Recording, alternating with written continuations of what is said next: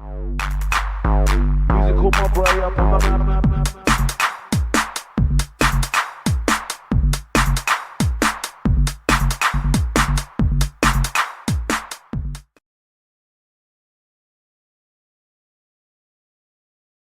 Yeah. Inception thing. Come on, bro. What's good, guys? Your boy Hugo Savage back again. Hey, man, listen, I don't like this Inception thing. I'm in a screen within a screen within a screen. I'm not on that still. Man, ain't Leonardo DiCaprio right now. What's going on, guys? Your boy Hugo Savage back again. We are here. Singapore pre-season tour, Liverpool, Leicester, Liverpool, Vardy and them man there, Daka and them man there versus the Elite Reds.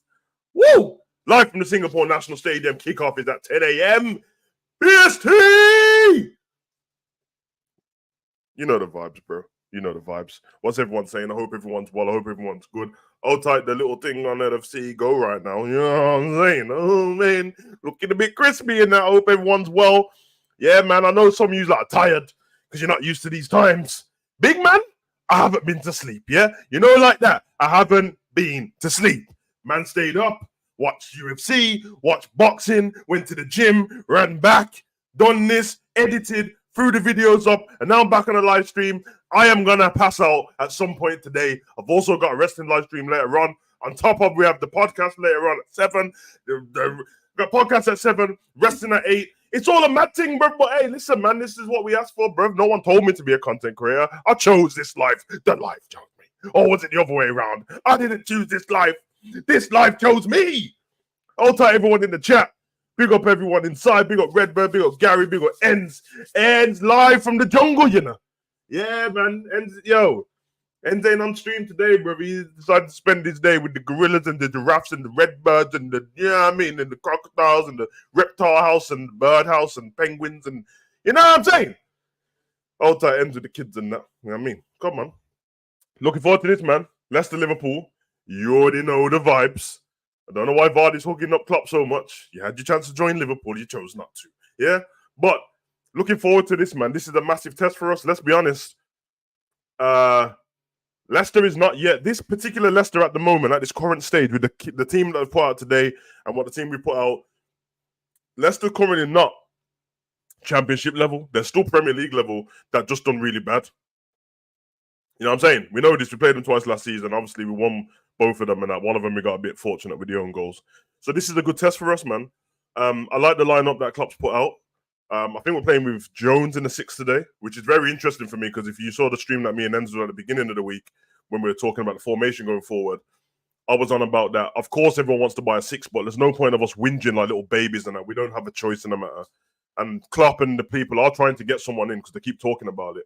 But for me, if you're going to go with the solutions within for now, Curtis Jones and McAllister, bro, they can both play in the 6. I just watched Curtis Jones do it in the Euros for England, and no one scored past them. They kept clean sheet all the way through the tournament. And McAllister, I've watched him do it for Brighton. He didn't do it for Argentina. He played on the left, but it's not the point. So he can do it. You know what I'm saying? You know the vibes already, man. You know what I'm saying? Big up to everyone inside. Ready, D. You know, like that. 2 multiplied by 10 plus 1. Romeo done. Yeah, buddy. Trust me, energy. Come on, hello. Tottenham, yeah, let's go, Mourinho. You remember that video right there, bro? That geezer was gassed. That didn't end well, did it? Cody. Every time they show that Cody goal against Man U, bro, just, you know what I mean? Just makes man want to Harlem shake and that, you know what I mean? Come on, bro. Man said the yacht, bro. The thing is, if I have a cup of tea, you know, the warmth of the tea in that might send me back to sleep still. So, you know what I mean? It might fade me away. I'm on a big... Yo, this shit is not even... What's going on? This ain't green, but why is the green shit not picking up? I got Tango Ice Blast Cup. If you know, when you've been to the cinema, you've seen the extra large thing. That's what I got. Pause. You know what I mean? Just got BCAs in there. You know what I mean? Mix that up with a little bit of Ribena, you know, like that old type James Milner's, hammers and that. And that's my thing. Threw a couple ice cubes in there. You know what I mean? Kissed my dog on the head, gave him his breakfast and that. And we're back for Liverpool, bro. So listen, can't complain, you know what I mean, bro? Listen, I know everyone does the Sunday resting, but it's boring, bro, you know, like that. And I ain't got Jesus to pray to, so what you want me to do on a Sunday? I'll tell you what you want me to do. You want me to watch a preseason game. Right now. Yeah, big up Jonathan Conway, bro. You know what I mean? I know your name's John, but your name's Jonathan, bro, because I said it is. You know, like that. Well, watch out for the alligators and trust me. Oi, you know gang business, bro. Illuminati confirmed. You know, like that. Yeah, entered his gassed and that ends and the gassed up lighters and that. Of course you are, bro. Yeah. Anyway, come on, man. Just kick off already. I'm ready for it, man. I'm ready for it, bro. Best I better throw the link in the Avengers chat in case the man then want to jump in at halftime. Although, thinking of it, if Zabir is watching this, he'll be watching at 5 a.m. in the morning, which, you know, I would give him all the props for that. But I just stayed up. I've been awake for... Let me wait this maths. I woke up at 4:15 yesterday. We passed 4:15 today. And now it's 10. I've been awake for 30 hours, bro. Yeah, I've been awake for 30 hours. So, you know what I mean? Man is just running off muscles and vibes, bro. Outside the little kid. Yeah, little kid doing the little dance and that with the LFC top. My G, come on, bro. Top driller. Hey, little kid. Seem to be twerking there, bro. Stop the foolishness, bro. Hey, dad, have a word. Nah, man. I'm happy for the people of Singapore still. You know, like, even though it's hard for us to get to Liverpool games and that because of the ticket stuff, at least we're in England and then we can get closer to more in Great Britain and that. These dons are on the other side of the world, man. So I'm so happy that they get to see the people. And obviously, there's quite a few dons in there with the Leicester shirt and that. Because Leicester's famous on that side of the world as well, because of their owner. So it's cold still. It's cold. Must be awkward when the camera's just on you, innit? This girl's trying to eat her food and that camera's just on her face, bro. But I heard the temperature inside the stadium is melting right now. I remember the last time, not the last time, but the time before we had Singapore, we sang "You Never Walk Alone." Remember that? Cold, man. It's nice to see we got fans across the world like that, man. I love it still. Come on, big up, brother.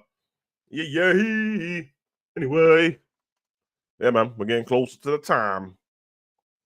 We don't need this to go on now, do we? Should just relax, man. You know what I mean? Stay there in the corner till the game starts, man. Get the timer ready because, you know, time and stuff. Yeah, buddy. You know what I mean? I'm not feeling my background right now because it's still Inception-y, bro. Let me just fix that before we get started. Pablo, stop barking at the world, bruv. You know what I mean? Bruv. Man ain't got no control over Pablo, bruv. This user just does what he wants, bro. Barking up the whole neighborhood and that. Hey, listen, man. Yo, P! Relax your soul, bro. Relax your soul. I swear this Singapore National Stadium holds some mad... It's not even sold out, I don't think. Pablo!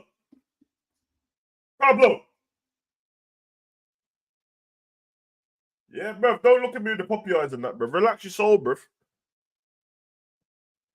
Man like Captain Virgil and that. Yeah, Captain Pablo. Come on, man. Bed. Stop the foolishness. Get on your bed, man. Lie down. Yeah, man. You know what I'm saying? Be happy if they return to the US to Singapore trips. What? What's lava about Singapore trip, bro? I swear you're just making stuff up, bro. I know it's early in the morning for you and that, man. You know what I mean? Get yourself a cup of tea and that, bro. I don't know what's going on, bro. But big ups a beer still. Yeah.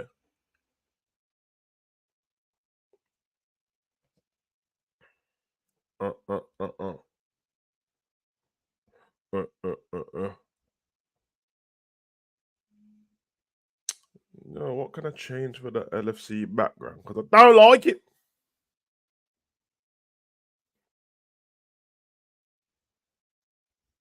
Okay, you never walk alone. I swear this is the stadium that I have on FIFA. It is, isn't it? The Singapore Stadium. Yeah, man. Not on this FIFA 2022.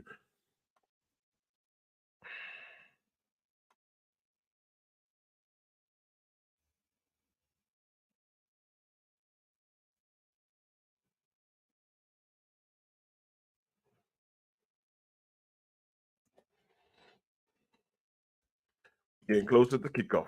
Yeah.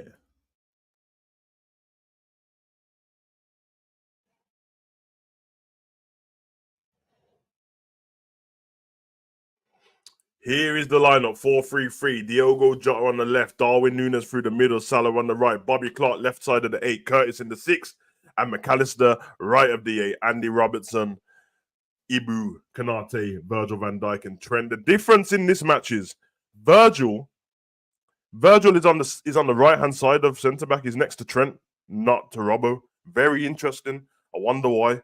We'll see. We will see. Dope though. You know what I mean? Not mad at it. Ew. Bruv. USA is USA, man. No one cares about that place, bro. It's in a bubble. You know what I want. I'm looking forward to this, man. Leicester's got their team's still decent, bro. It's not changed very much. We've played games against Leicester when Maddison and Harvey Barnes ain't started or ain't played. So, and I think Vardy's on the bench. Daka's going to be a problem through the middle though with the speed. They're starting with Casey McAtee on the left, Patson Daka through the middle, Mark Albrighton on the right, Dewsbury Hall in the left side of the 8, Harry Winks in the 6, and Wilfred Ndidi on the right side of the 8, which is weird. They should have done it the other way around. Pereira, Callum Doyle, Vestergaard, and Timothy Castagna at right back. I ain't gonna lie. I know everyone's gone no one cares about Ndidi anymore. But I'd step Ndidi up from Leicester, bro. He can't cost much anymore. You know, like that.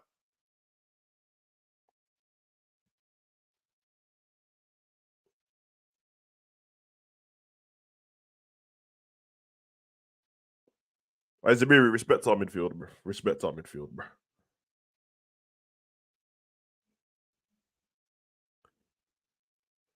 Did it.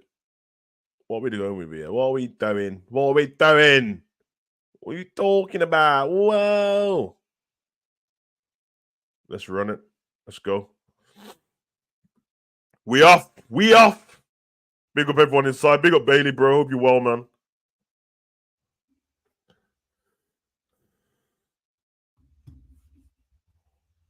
Match number 3, man. Let's get it. Oh, okay, the formation thing just got it wrong. Virgil's in his normal position. I was wondering then they put him on the right side. Nah, ends. I've seen it now. Don't worry about it, bro. It's the when they put the graphic up, they put him on the right hand side, but he's not. So first time in the green kit for the boys. We'll find out. Remember last pre-sem we found out that that hypnotic kit wasn't good for us, brother. Man, you smoked us, bro. 2 ways to look at it though. Trying to move forward, experience further covering. Yeah. I take him Savage and Didi as a baller. I would, man.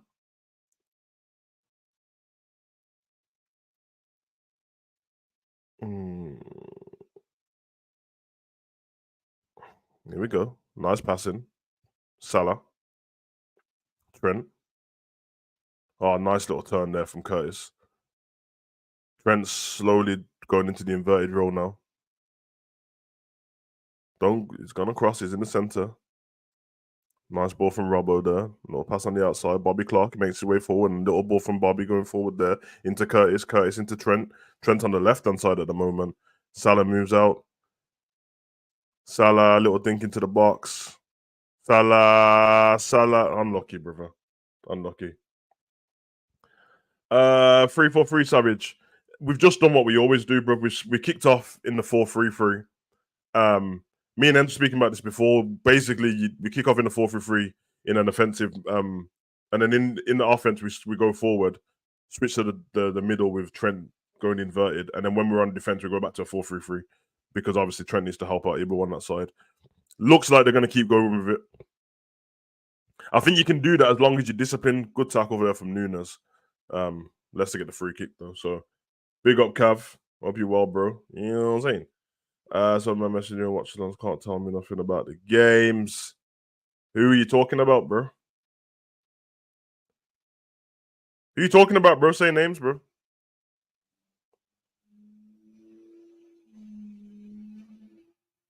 Oh, lovely. Oh, unlucky from Bobby Clark there. Lovely from. Okay. Won the ball back there. Here comes Albrighton. Dewsbury Hall on the ball, going forward. Yeah, decent.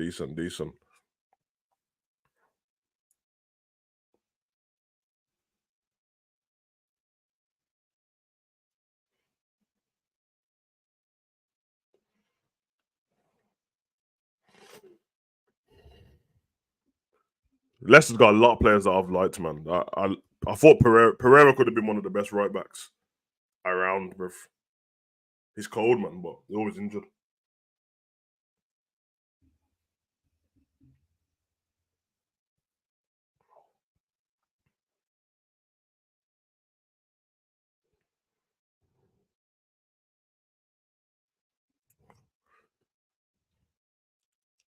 Surprised no one snapped up Castagne still. I think the rest of them, even though they're good players, I think they've been around with Leicester so long now. Albrighton's the only one who's won the league. Who's left? I think him and Vardy. I mean, and Albrighton's the only one on the pitch. Lovely ball up to Daka there. Out to the right hand side. Okay, they got their passing going.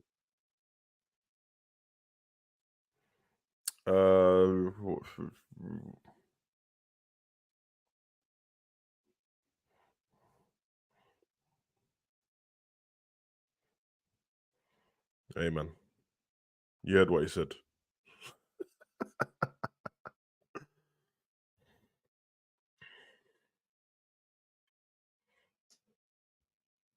Yeah, I need to fix this Inception shit, man. I don't like how it looks, bro. Go through the reels and that. Reels. There we go. We're back. Brighton. Lofted ball over the top, man. Could have scored there. Could have scored there, man. Here we go. We're back. We're back. We are back. Inside. Yeah, mate. Yeah.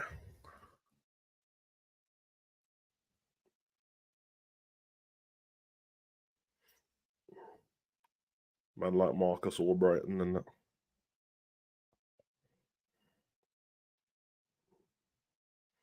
Liverpool very disciplined at the moment. Leicester had a lot of the ball, but discipline is the key thing here.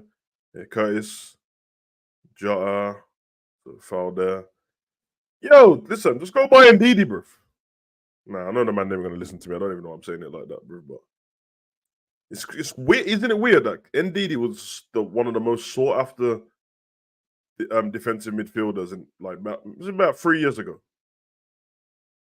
So these Donnies want to copy me on commentary, bro. Just realized that I said that before anyone even has anything to say to me, bro. But anyway. Ain't Ndidi at uni or something like that. So he was passing undergraduate or something. That's what I saw. There we go. McAllister's the calmest guy on this pitch, bro. It's ridiculous. Trent. Oh, lovely balling from Trent there. Nunes tried to step over it, leaves for Salah. It doesn't work out. Bobby Clark, then no wonder Klopp's always trying to talk about Bobby Clark when his pressing is ridiculous, bro. Man like Harold Winks and that, Tottenham's finest. Here we go, Darwin. Oh, unlucky. Trent steps in there. Yeah, McAllister again, man. McAllister just offers control in the midfield, innit? But I think they might hurt him there. Mash him in the back of the calf, bro. Gary said, how's Darwin's doing all right so far, man. Doing all right. You know what I mean? Stepping in for interceptions and stuff like that. Trying some. I think I can see the link-up play building between him and Salah. We had a lot of it last season anyway, and stepping forward, I think they're going to be great together.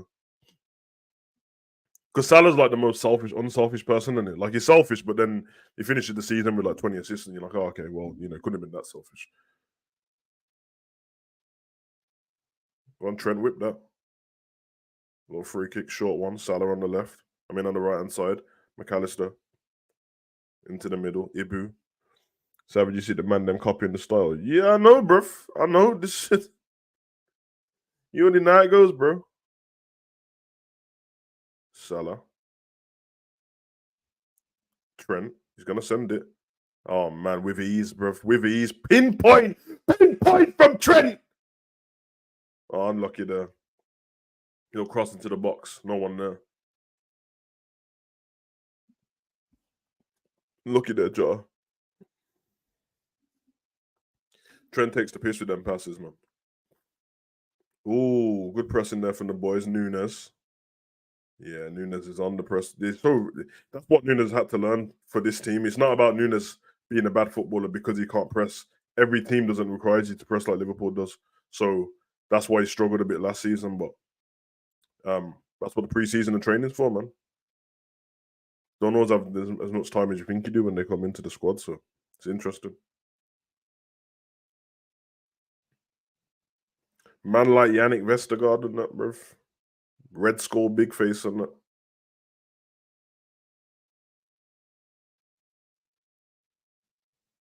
Good passing from Leicester, though. Great passing, in fact. Tried to get Daka on the outside. Very smart. They're in here. Leicester's in here. Played it in. This could be a goal for Leicester. What a save from Kelleher. Great play from Leicester there. Slipped it around the side of Ibu. Yeah, Daka, Dewsbury Hall, ball around the side of Virgil. And then Ndidi goes for to place it, and Kelleher's quick off his line. It's a great little header there from Daka, man. Yes, great goalkeeping, man. Man saved it with the pectorals and that.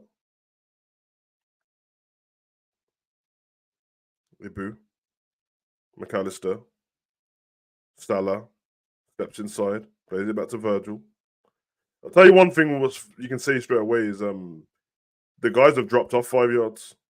Salah and Ibu are not on the top, they're not on the halfway line, bro. They've definitely dropped off. Ball over from Trent. Lovely ball from Trent inside. Darwin with the little thing. Oh. Hey, man. Darwin just had a goal ruled out, man. It was offside, but it was a nice little dink. Little through ball and that. He dinks it over the keeper and just follows it in like it's pro clubs and that. I love it, man. Makes the run. Oh, yeah. He just steps off. The ball goes into McAllister and he goes for the flick on, bro. But listen, who cares, man? The goal wouldn't mean anything anyway, but confidence is the main thing. Keep making the runs. Oh, pressing from the boys there. Yeah, it's good. Step inside. Tell you what, man, Leicester been working on their tiki-taka, innit? Their little passing play, because here we go. Dewsbury Hall again. Dewsbury Hall again with the ball around the outside. It's a great ball from Dewsbury Hall. And Didi! And Virgil slides and gets it over the bar. And I don't know who... Well done, man. Dewsbury Hall's done that twice now. Very easy. Robbo gets all the way back and then Virgil clears it over the bar.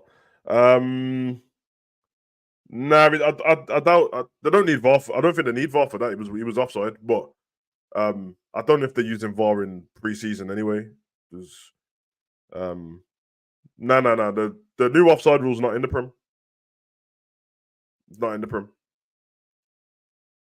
Ball over the top. Ooh, okay. Man like Yannick. He's about 7 foot, isn't he?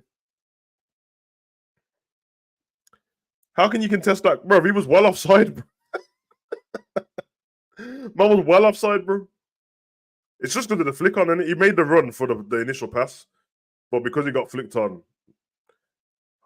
Good run, though. Oh, okay, Curtis. I like it, man. Curtis giving orders to the man. Them little ball in. Bobby Clark steps in. Trent has found himself on the left-hand side there. It's a lovely ball over to Salah, though. Salah. I think Salah's got to be stop being so hasty all the time to just get rid of the ball. If we got, because he doesn't really like recycling the ball, Salah, and it's nothing wrong with it. It's forward thinking, but sometimes he just passes it for the sake of it forward when the pass ain't really on, and then we lose our possession instead of just keeping it. Oh, I get it though. It's a fine line between doing that, because you could have the opposite where you always pass it back to recycle the ball, which is what that's kind of like what Hendo does. So yeah, big up to everyone in the chat, man.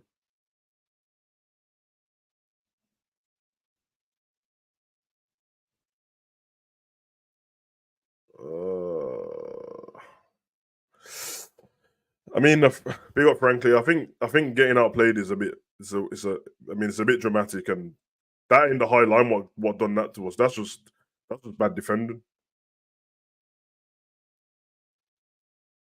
Because it's almost like what do you want the people to do if you don't play a line higher up than what you want? There's a big gap between the defense and the midfield, which means either way they've got space to run into. And obviously Patson Daka's rapid and Dewsbury Hall's quite rapid as well. But big up to you, man. Redbird said my number 9. Come on, you know the vibes, bro.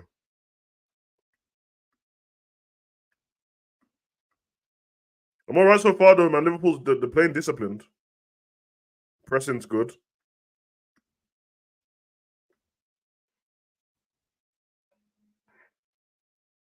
What I'm looking out for in this game is the attacks of Leicester, which side of the pitch it goes down, because we know where people normally go down our side of the pitch. I think it just becomes a natural thing.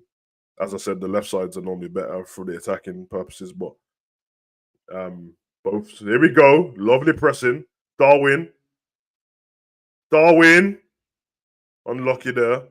Salah. Trent. Unlucky, boys. Unlucky.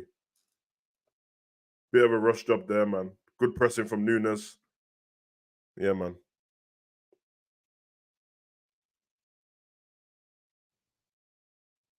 They're just hoofing it to our right flank. No right back there. I mean, go look at the two chances they had. The one what Daka headed on wasn't to the right flank; it was just up the top of the pitch, and he headed it over.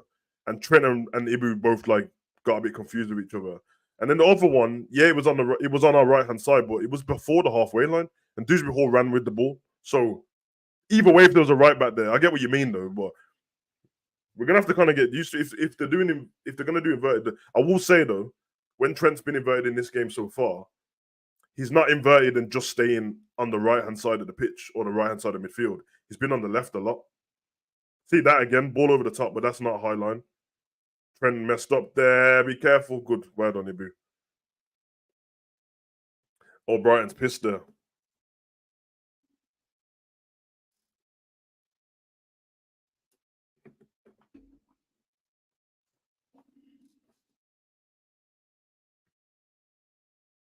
I think what Liverpool's gonna have to figure out is how good are you at these recoveries and that. If you're not the best at recovering, you're gonna have to, you know what I mean? You might have to step back another 5 yards and that, but it's not a particularly high line. It's just you're getting caught out. So big up G. Let's see what happens on this corner here. Ball to the back post. Goal kick to Liverpool. I mean, one thing you say is like the attack of that right hand side from other teams isn't going to stop because we decided to change our team. Well done, Trent.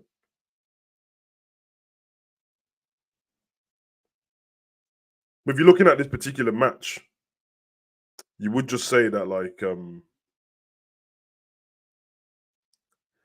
don't know, man. I don't know what everyone's thought is on it because that's a great ball. That is great ball. Salah tries to whip it in. I'm watching this here. Trent, good covering from Trent there. Ibu, well done, Trent. I think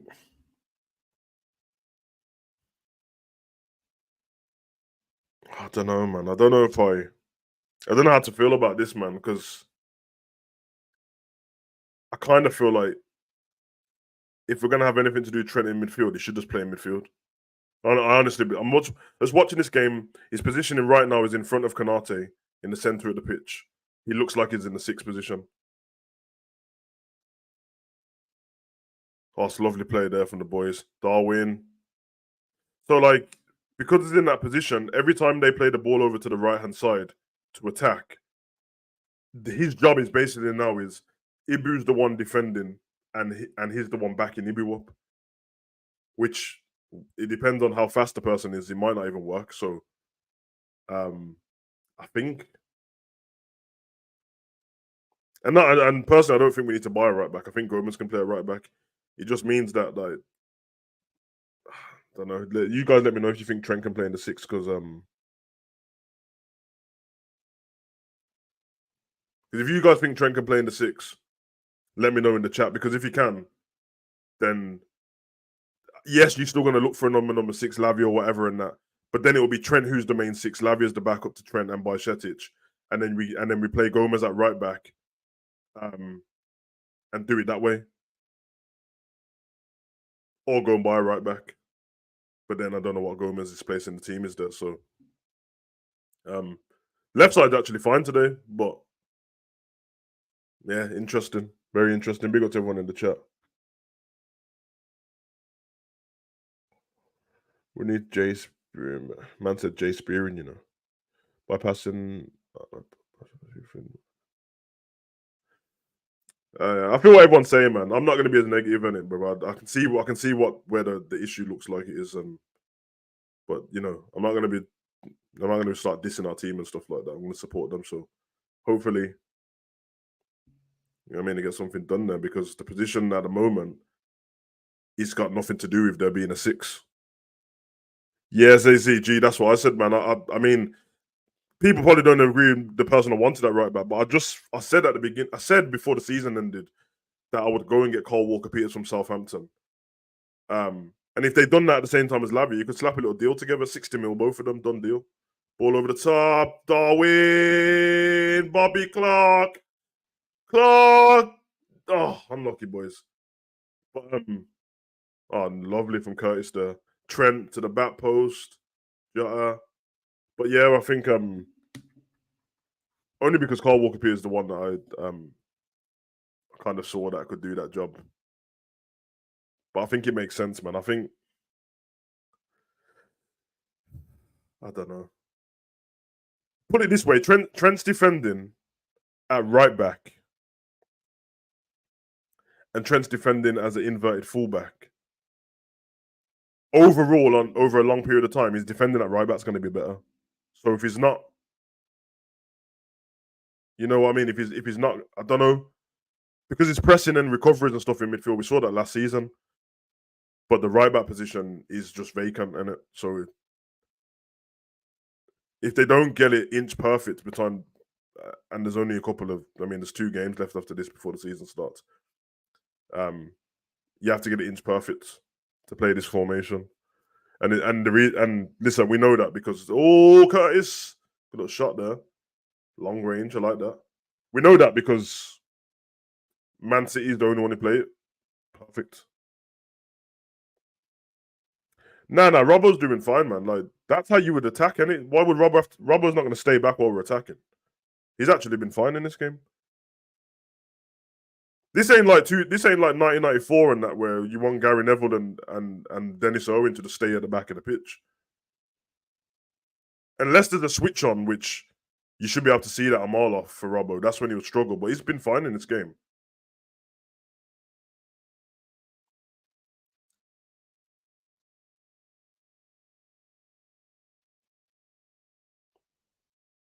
I think the thing is going to be: is there a balance? Well, I don't know. I don't know.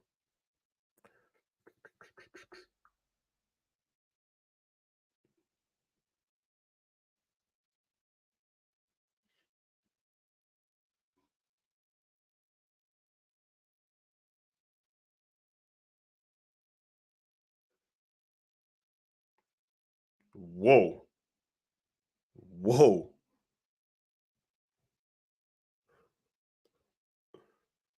Flipping hell! That Daka went in. Oh, Virgil's leg was planted when he went into that, man. Daka, relax, bro.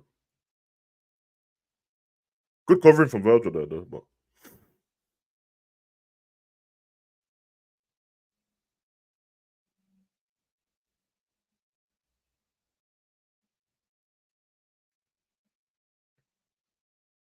corner to Leicester or Brighton.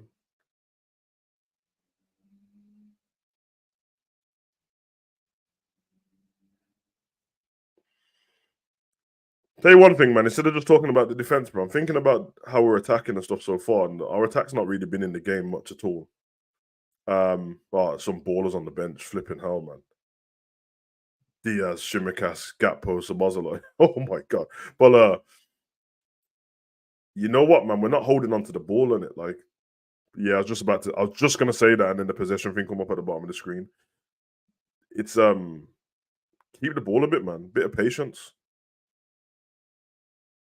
Doesn't always need to be this rush, man. You don't have to win every game 4-0, do you? So you don't have to rush to get a goal every 2 seconds. Just take your time, man.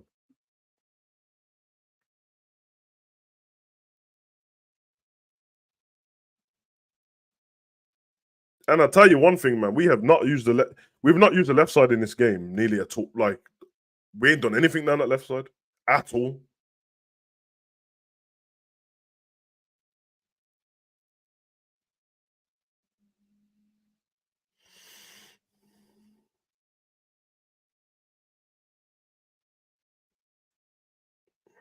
Here we go. Rush from Robbo. Salah.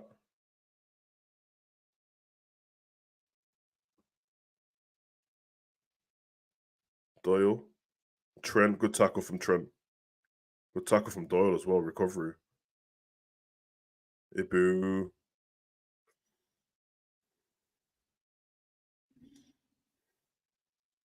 This combination of pitch, that's why, but some man won't see that. Jota and Jones are the bad combination. Yeah, man, we'll see, man. I disagree, but they're just not getting the ball on that side of the pitch.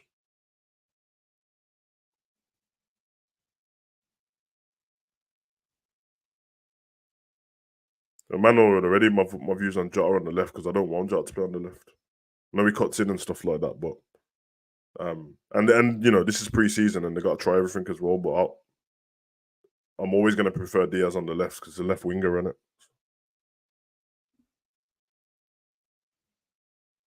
What do you? Here we go, Salah. Oh, keeper tips it away. Nunes. Little turn from the. Oh, okay, Darwin. Okay, Darwin. Oh, unlucky there, man. Nice little turn from Darwin in the box at the beginning there. Robbo. Curtis.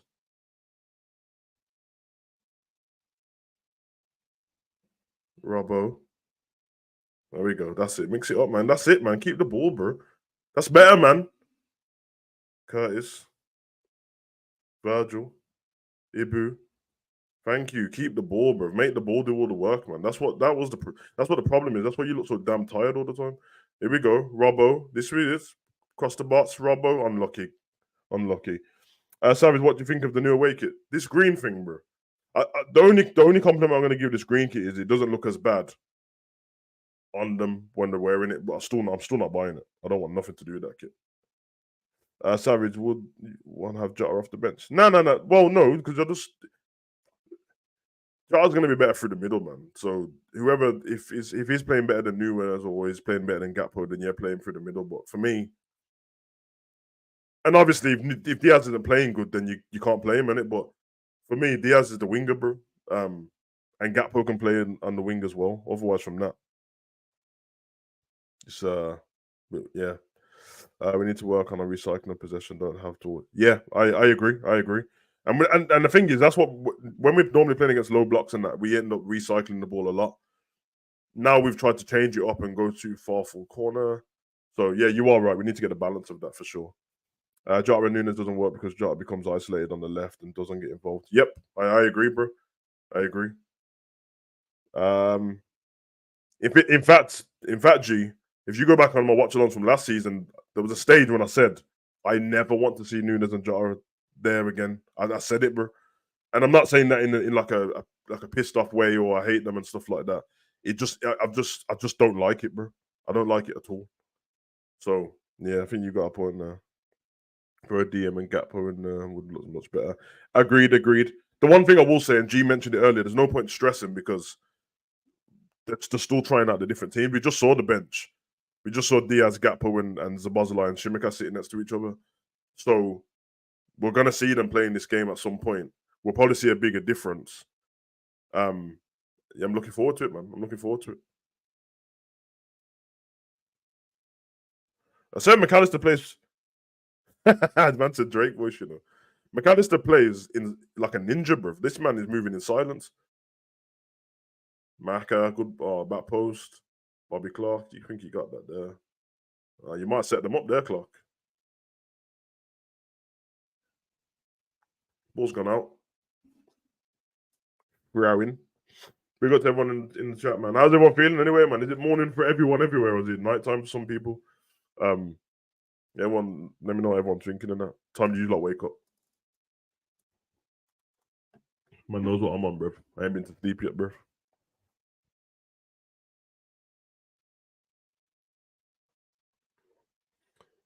Yeah, I'm telling you, bro. McAllister the Shaolin monk, bro. This kid did the good weight there from Virgil there, man. Mac. Unlucky. Ibu. Nah, he be just rushing man for no reason and that, bro.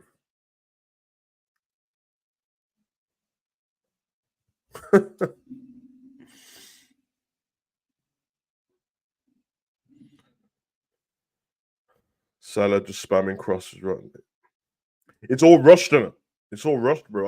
I said this at the beginning of the game. Salah, it's never been part of Salah's game. He doesn't like recycling the ball, and it's not a bad thing because I think it's how he gets his goals and that. But sometimes there has to be a part where you have to be patient in the game and slow it down and keep the ball, make the ball do all the work, make the other team get tired, and then you move. And see the possession's changed in the last 5 minutes in our favor, 78%. Keep the ball, man.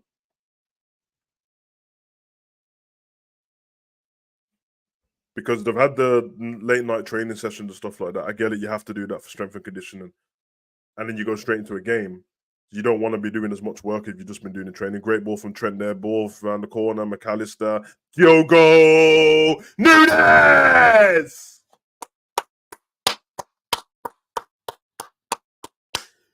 Darwin! My man. Big Nunes on the sea. Big Darwin. Goal in every game. You heard it. You heard?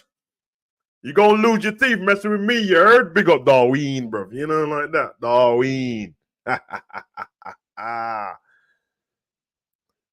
Is there a coincidence that the possession changed in the last 5 minutes and we scored? Nope.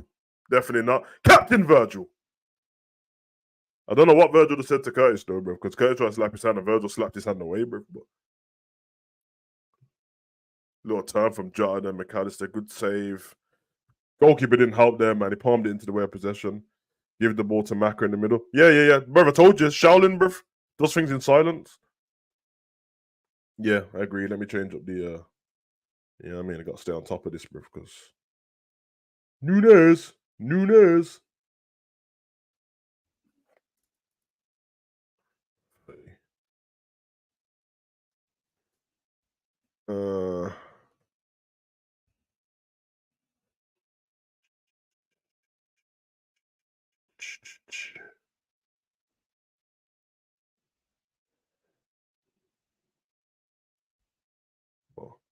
Well done, Nunes. Because let's be honest, bro. That's all I need Nunes to do is score some flipping goals, bro. I don't need my strikers to be overthinking stuff, bro. Lovely play. There we go. They get McAllister into the game, and yeah, man. There we go. Diogo. Nah, Jar, that's trash, bro. That's trash, bro. Sort that out. Shout out to the fans of them rocking the away kit, the Singapore 3%ers. Respect my striker. Nunes is on fire. Looks like we're playing 4-4-2. Jar Nunes occupying the middle. If you look at the formation now while the keeper's got the ball, it's free, man.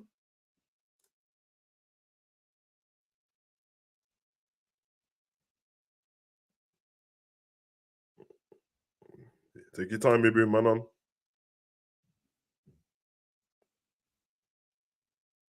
Anyone putting any bets on for the season, man? Because I might put a bet on for Leicester to get promoted. I don't mean it because of this game, innit? I just was waiting to see how many players they're hanging on to, and seemingly they've got rid of, a couple of their best players, but they've kept a lot of the spine of the team. You keep Dewsbury Hall in the Championship, bro. It's a problem. And I'm surprised. Oh, unlucky Salah. I'm surprised Daka didn't have something in his contract, like a relegation clause, because I did not see him staying in the Championship, not one bit, bro. But luckily, I mean, seemingly he's going to be Curtis.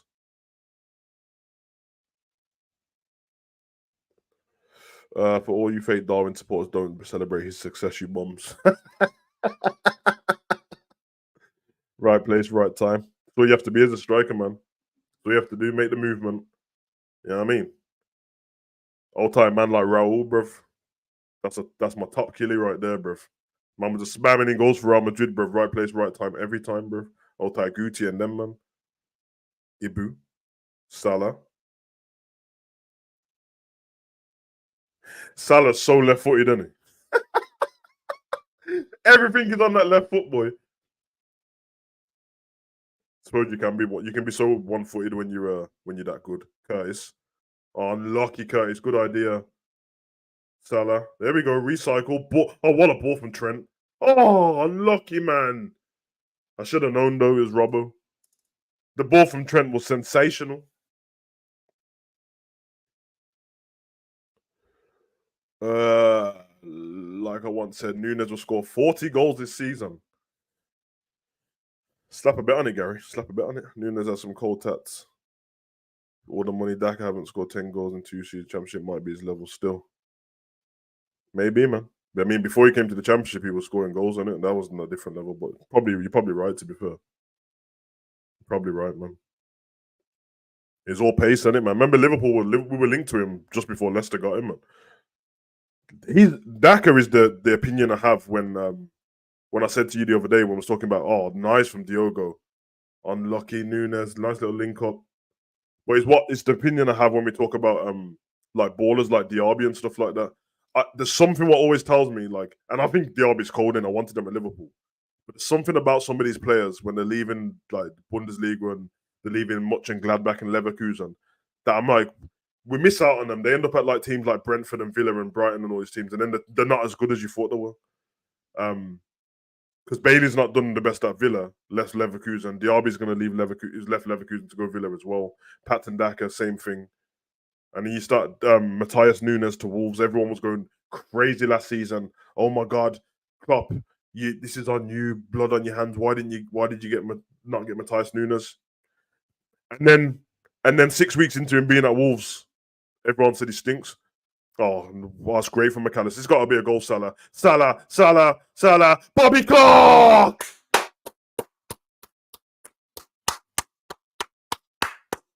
Man, bruv, McAllister's so cold, bruv. McAllister's so cold, bruv. Great finish by Bobby Clark. Well done from Salah, another assist, but Jesus, man. McAllister is a problem, bro. You get him in the game, bruv. Damn. The manager's absolutely screwing.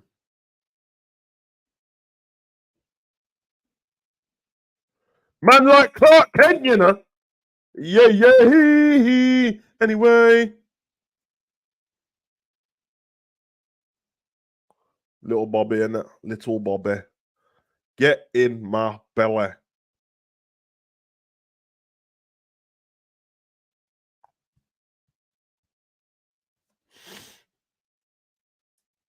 Hold on, boys.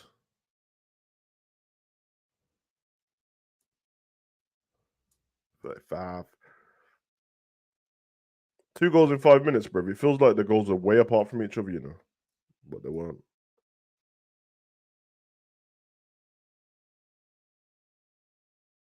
Hold on, Bobby.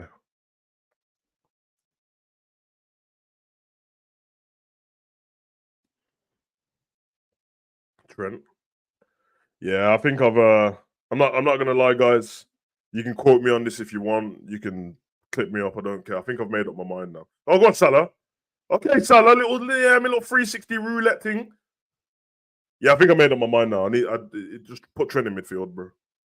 And I don't care. I don't care about the inverted right back. I don't care about the inverted thing. I don't care about the right back thing. Just put him in midfield now.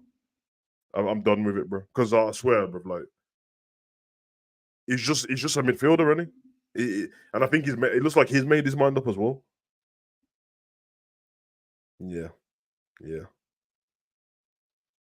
me see what I'll go on. I'll get to everyone's comments in a minute, man. Try to focus on the game and then I'll get to everyone's comments. And the ball goes out.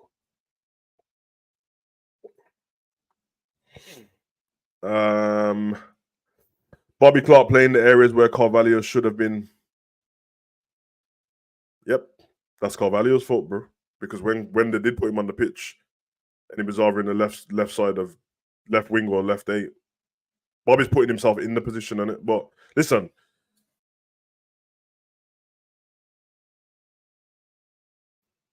Yeah, I only want the best for the kid anyway. So we'll see what happens with him, man. Still a Liverpool player at the moment. Salah. Diogo!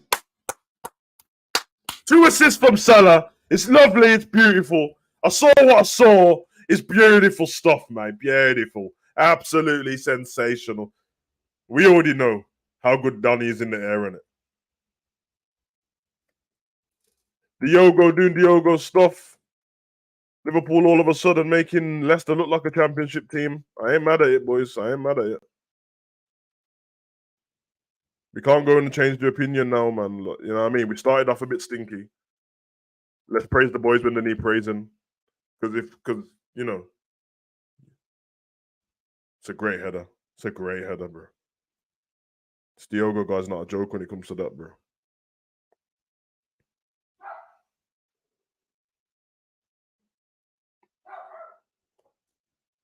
No, I can't keep up with the timing and that, bro. Yo, what in the FIFA did Daka just do there, bro? 38, I'm just putting 38 minutes. 38. 38. 45, 47. Do. 45, 47. Do.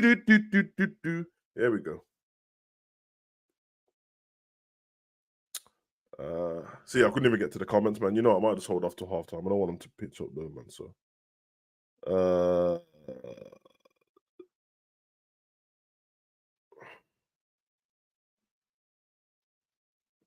I just can't knock your preference. Playing so much better after Maka started to drop deep and take control.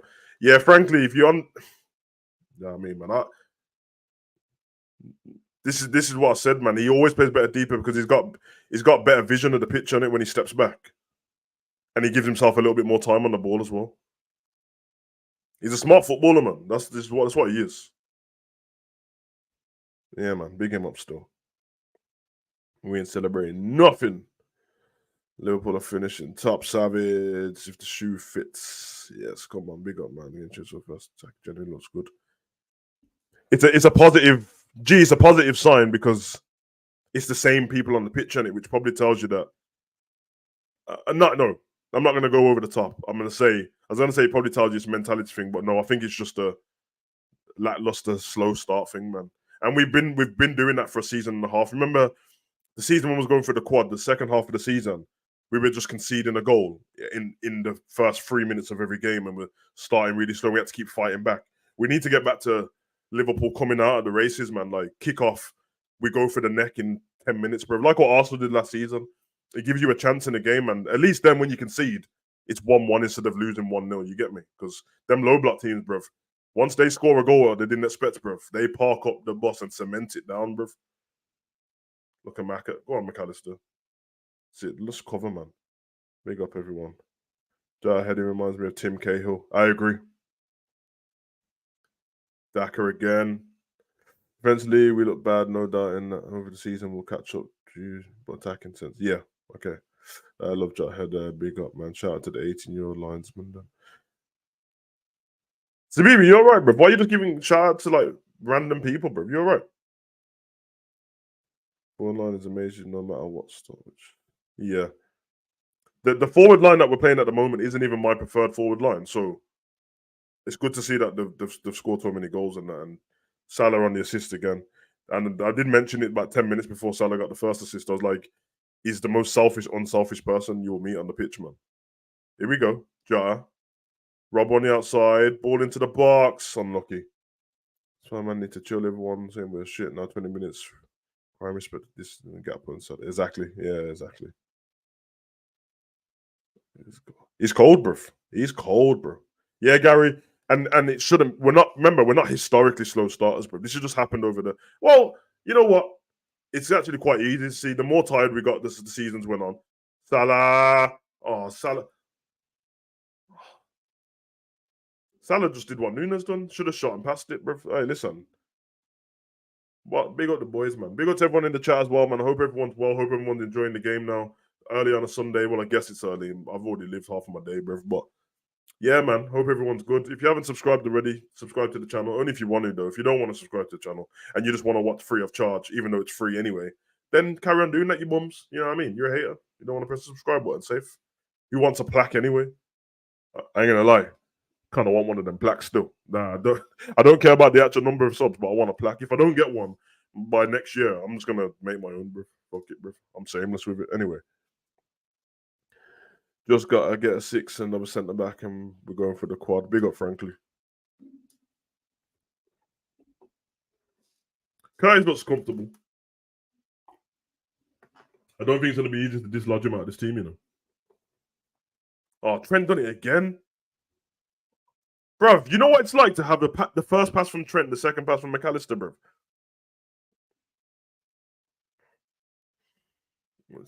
Shit, it's about watching. Again, Savage said if you go down one, miss. Yeah, bruv, it does, man. Because if this was Leicester in the Prem, okay, probably not Leicester, but there's at least, and I mean at least, there's 20 teams in the Prem. We're one of them, and out of the other 19, there's about 11 teams that will go low block against you if they score the first goal. In fact, if they don't score the first goal, they go low block anyway. If they get the first goal, that's not a low block what they go. That's a cemented brick wall, bro. And they ain't, you know what I mean? We're coming up to halftime in a minute. I'm going to drop the link in the chat. Anyone who wants to come in at halftime, give their piece at halftime and then get the fuck out after you can. You know what I mean? You can obviously stay as long as you can link up with me. If you can't link up with me, you know what I mean? Go make your mum a cup of tea and relax, man. Come on. Big up, bro. Hey, man. I'm my preferred choice on watch-alongs as well, bro. Why would you be anywhere else to see other man ranting and talking rubbish, bro? Come on, bro. I'm a savage. You already know. Oh, lovely ball to Salah, that. Go on. Mo. Trent. Oh.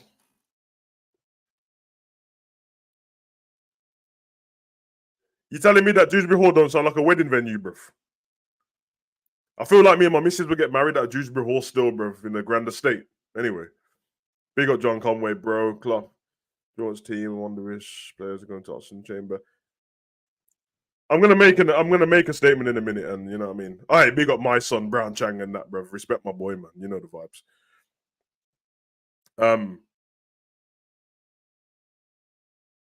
Oh, okay, McAllister. He just bodied him. Oh, did he save that? Hold on a minute, Diogo. If he didn't save that, that's not good enough. Bro. You got to put it on target. I swear he saved that. I'm not tripping, am I? Am I tripping? Diogo, man, that's twice in 2 games now. Stop the foolishness, bro. You don't have to score that, but you have to make the keeper work for it. Yeah, man, gassed up lighters and that, bro. I know, man. I know. The beige boys and that. What name is better for you, man? You and your kids and my son and all that. We got gassed up lighters. We got the beige boys brigade. We got donut. We got the waffle color Jutes. Waffle color warriors. Trying to think of all these different beige things you can see in it. You know what I mean? Because you man are beige, bro. That's what you are, bro. That's what it is, man. Hold that in it. And then I know you're dying to say something about me, but you can't because it sounds racist. So, nah, bruv, you the man of the gassed up lighters, bruv. You've all got the different hairdos as well. You know what I mean? A couple high tops and that, bro. Yeah, man.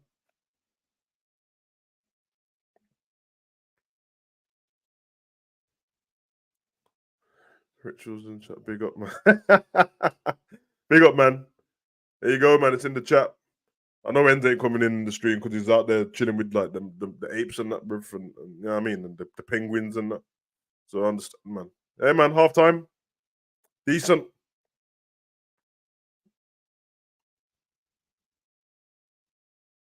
The game changed on the 17th minute. Before that, we were a bit flaky still. After that, we were good. So I'm here for it still.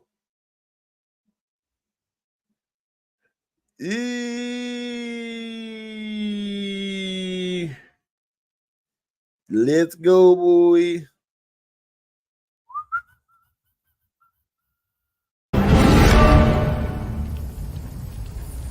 Assemble.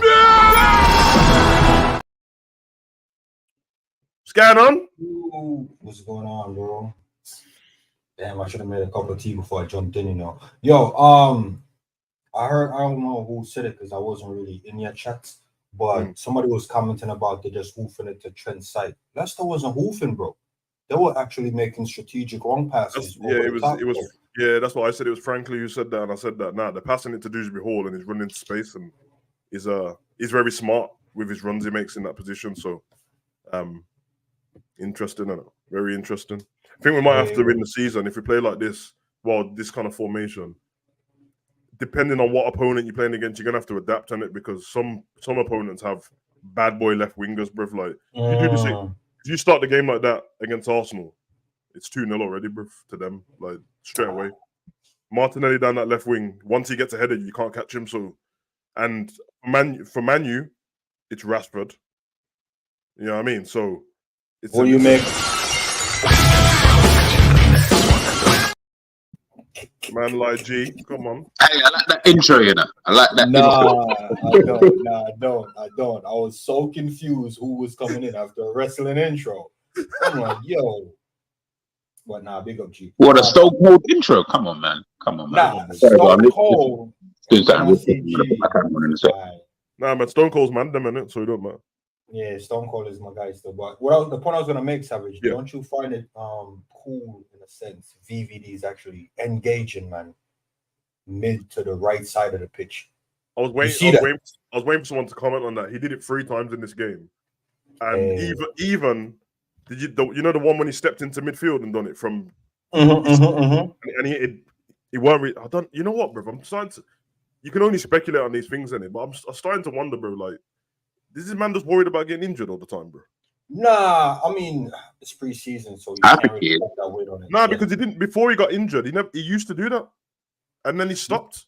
Put it like this: the way he's doing it now, he never did it like that before. I feel like the aura and the level up with the armband almost demand that type of going in there.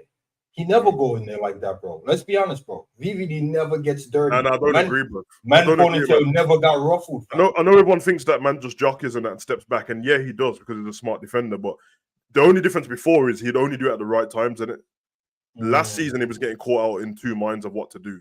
And I get it a little bit because the way the space was between our centre-backs was massive because of Ibu trying to cover where Trent was, and because of Robbo being high up, it almost leaves Virgil alone.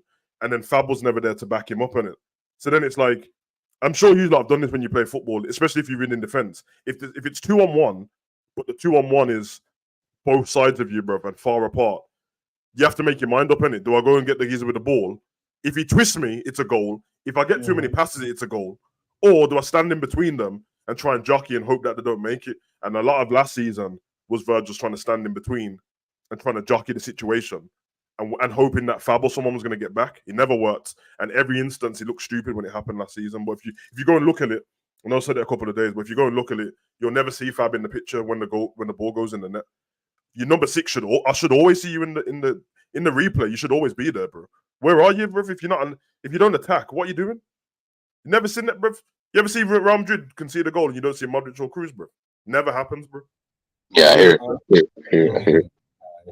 Hey, who was that pinged that long ball to Salah in the space? Was that Clark as well? Yeah, I think so. Yeah, I believe so. I wanted it to be Jones because I never see Jones hit him. But now that Clark hit that, I think your pass and off in his lockup. You know what I'm saying? You know them ones. Big up the Clark still. Nah, what you? Insatiable appetite for life, and I want more. Yeah, big up 12, man. Big up 12. What's going on, bro? Yo, big up 12. What's going on, bro? Watching Liverpool today, especially like the quiet players, the ones that we're not noticing so much because they're not so heavily involved, like the McAllisters and the Joneses and stuff like that. Like they seem to be players who they play like in phases. Do you know what I mean? Like you're not going to see. You mentioned there about the Modric and Cruz kind of thing. Yeah, that's how I feel. We'll see McAllister. They're not always doing something, but when they do something, we start seeing. Do you know what I mean? Like that's when a goal comes, or they're creating chances. But maybe for the majority of a game, you just won't really notice these kind of players. But I think when I'm seeing, just quickly on that first half, just to summarize it, I think that half got to be broken up into another half. Like first 22 minutes, I felt like defensively we were how I think Liverpool will play this season. Hence the reason why I don't think we will do that well, because over a course of a season, you just can't. It won't marry up throughout a season that you could continuously keep defending and playing in that kind of way and praying that you're up against a Leicester every single week. Obviously, we'll be up against the shitter teams at times, so it will work.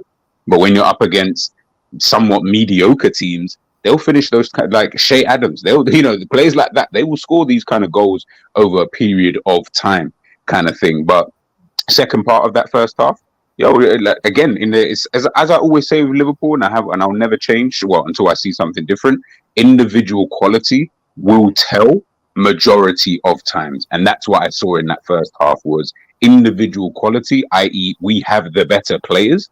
That's why you're seeing the result as it is right now. I don't think we've been particularly that good, but individual quality, Diogo Jota, Darwin Núñez, Mo Salah, Trent, these players, when they come alive, come on, man, you're up against Dewsbury Hall and them, man. Like, it's just, eventually that quality should tell if we get the opportunity to do so. But prior to that, if these guys were able to take chances and, get themselves into the positions that they were getting into, we're looking at a completely different game, man. Yeah, agreed. We're saying 12. What it do? You hear me? What's your opinion on the first half, bro? So I consistently look at these games differently. I just want to make sure that everyone gets through these games without getting injured. And I want to see that they have the fitness and at least some concrete knowledge of where they need to be on the field together, and they're actually connecting. That's all I'm really consistent on, because you're going to see a lot of pieces that aren't going to be together at all, really, this entire year, really. Like, guys, you're going to see pieces and parts of it that, or combinations of parts that aren't exactly what we're going to see during the season, but it's an opportunity for these players to show if they have the measure to play these roles. Yeah. And that part is when, that's that part when you know what soldiers you have to go into battle, then it's more concisive to you actually getting victory, getting success. And that's all this process is just picking out who can be my soldiers or who can be Klopp's soldiers on that pitch for him, because there's a lot of like valuable players that have left, and there's some necessary roles to be filled. So yeah, I mean that's based on this first half though. Who out of the two would you be like, what, more minutes should definitely be there for you, or I wouldn't mind you being rotated in, Jones or Clark, based off this first half or the preseasons that they've been involved in so far? I think you're gonna have to go with Jones in general, considering. Is it because of how long he's been here? No, just considering what form he's been in and the fact that he finished off last year strong, continued into the international play, and now he's, it's one thing when you see this, like, I don't know if you saw the inside training thing or whatever, because it was a pretty long segment this time, it's like an hour something long segment, and even when they were showing like the Singapore trip, they were showing primarily like him really like emphasizing his discussions with Curtis Jones. I don't know why, but the segments that they were showing was all like him individually just communicating with them. And I think Curtis is going to have a bigger role this year.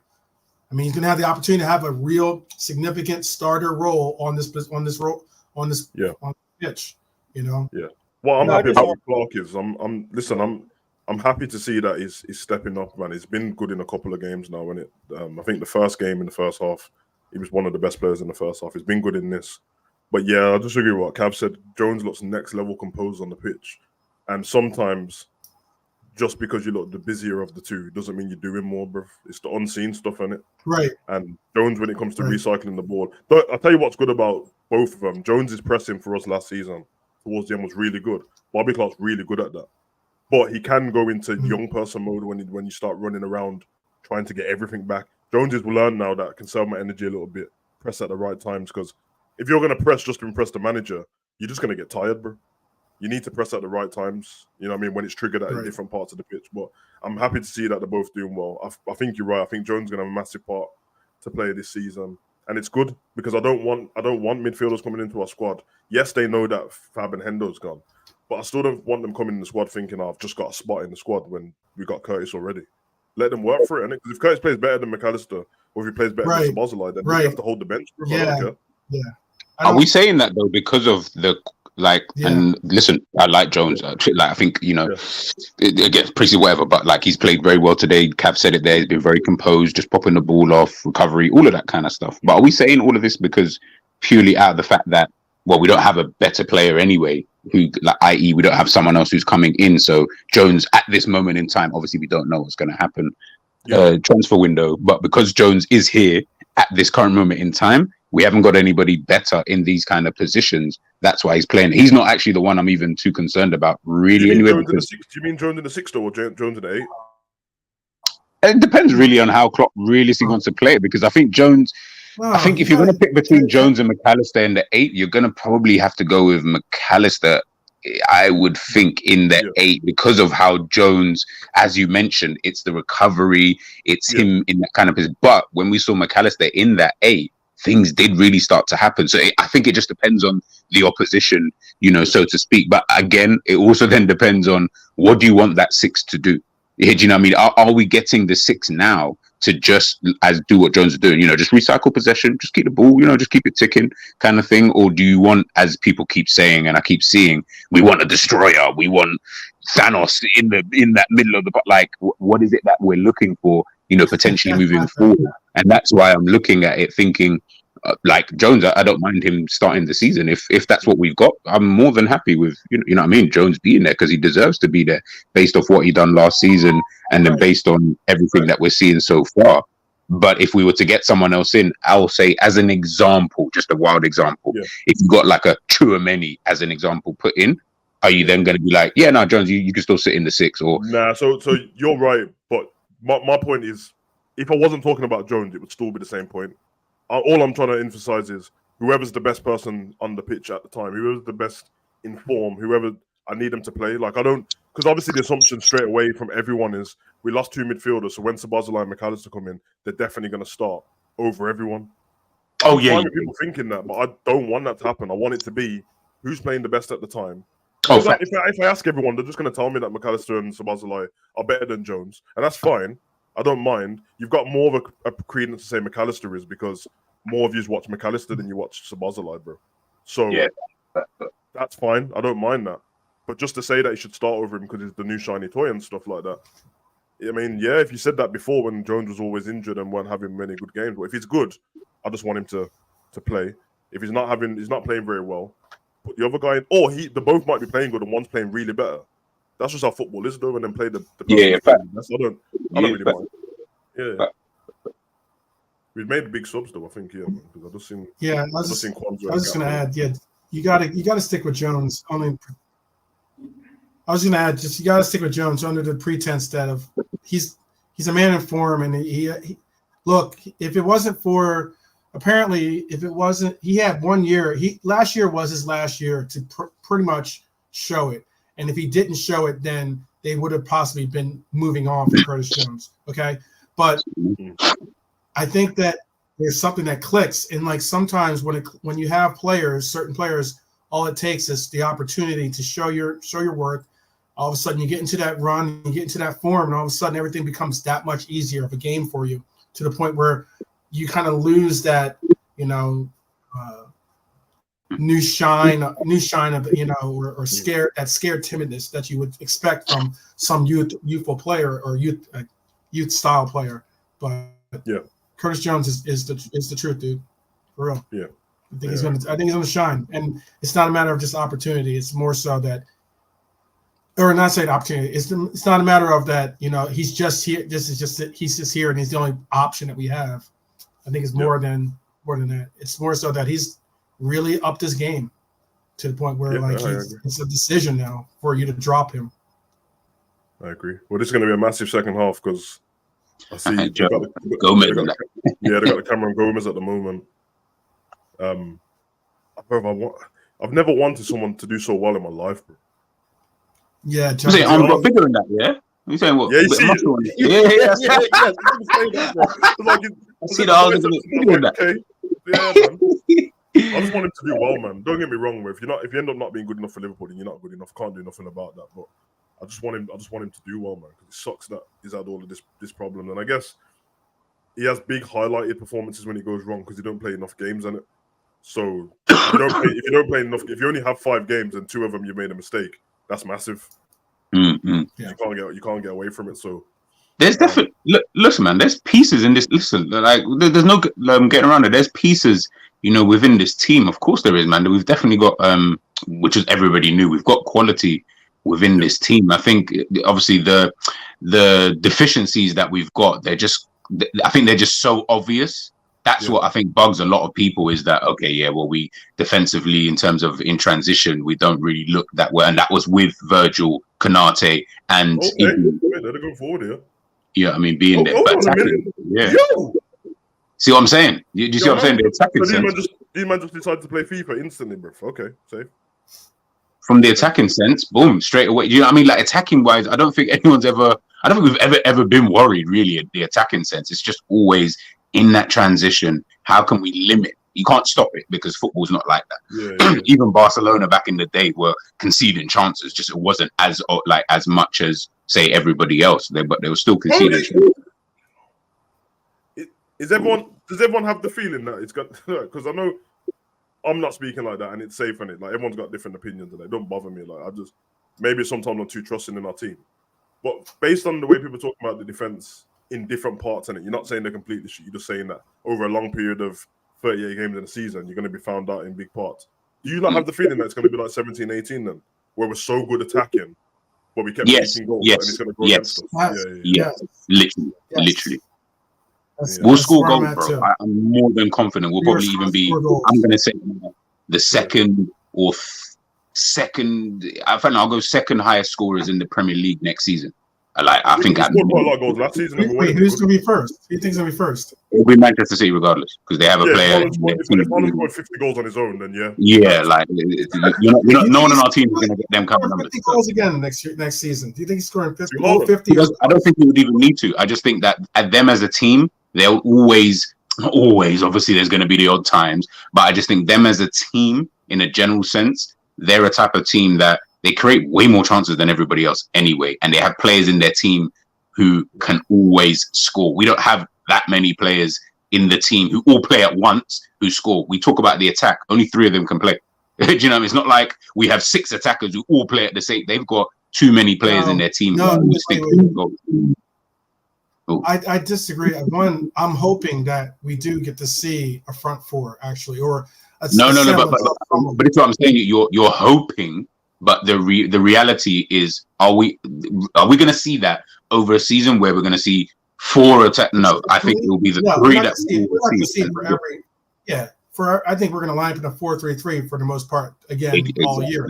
But we're going to have, with the flexibility of this lineup and the formations that we can utilize with the different components, I think that you could see, a front 4 or some. When I say front 4, I mean like having like a shadow striker or like a 10. Something along those lines of a front 4. Yeah. And being able to utilize Nunez, being able to use Hakpo, being able to use Hata or Diaz or obviously Salah, and maybe even the curveball being Doak being that right wing. So the thing is I totally agree with that. I think but I just think with Man City, because of the way that they play, their style of football, it doesn't really matter. Like they just happen to just always seem to be that type of team where doesn't matter if it's Haaland, if it's Kevin De Bruyne, if it's Bernardo Silva, if it's Phil Foden, if it's going to be Jack Grealish next season, whoever else they decide to sign, they just always seem to find a way to always score a lot of goals, even when you don't even think that they've got the players necessary to do so. I don't see Grealish scoring 15 goals next season, but would I be surprised? What was That's the thing about it. I don't have the stats in front of me to confirm my assumption, so I'll ease the brakes a little bit, but. It doesn't seem like with all the players that they've lost some pretty like important players. They either were providers or either goal scorers for their team. And are you worried about that? Like, do you look at that and think, oh my goodness, they're going to be so far? Like, this is Manchester City. Like, I'm definitely not looking at them and thinking really different. When you've got a manager this who plays football the way he does, it's impossible to even think like that, man. What I am saying is that you can say this. You can say that there was a deviation towards their style of play because of Haaland. Because of Haaland, obviously, he's going to change your system, or possibly going to change your system. Okay, Yeah. so it was more so a good bit of the year. A lot of people kept emphasizing that it's all about Haaland scoring. If he doesn't score, then City can be, vulnerable. And it was more so like a lot of the goal scoring was just emphasized to getting Haaland his goals almost in essence. And then they kind of balanced it out towards the end of the year. But more so, if that's the case, and you're losing some of those players that were scoring goals, that were making up a little bit of the difference maker, or more the filling in the spaces that Haaland wasn't bringing about, I'm saying it's the second year of Haaland. I know he's a great player. I know that there's going to be a lot of systems will start to figure out a way to minimize the damage. I'm not saying they're going to stop him, but they can at least minimize it. By minimizing it, you're now going to be reliant on those other players around you that need to score, and those players aren't there anymore. That's what I'm trying to. Listen, man. I don't want to be rude, man. I'm watching a Liverpool game, man. Talking about City, bro. Oh, call each other, fam. No. I want to talk about Manchester City, so I spoke about Manchester City. Yeah. Big up Gakpo, man. Good energy right there. No. We got to understand and know our enemies, man. That's some. I think what Man City's lost more than anything is it's the people in clutch moments. That's it.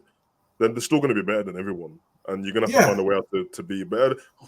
Yeah, you're just going to have to find a way to break them down. So you are right. There was a stage where they become over reliant on De Bruyne into Haaland. That was because it's so dangerous, isn't it? But if your over reliance works and the man gets 50 goals, then it's obviously not. Yes. Yeah. It works. To your point, though, what you mentioned earlier on, it was Savage. It was Zabiri and Grizz. They did their call-in show last night, so I was calling into them.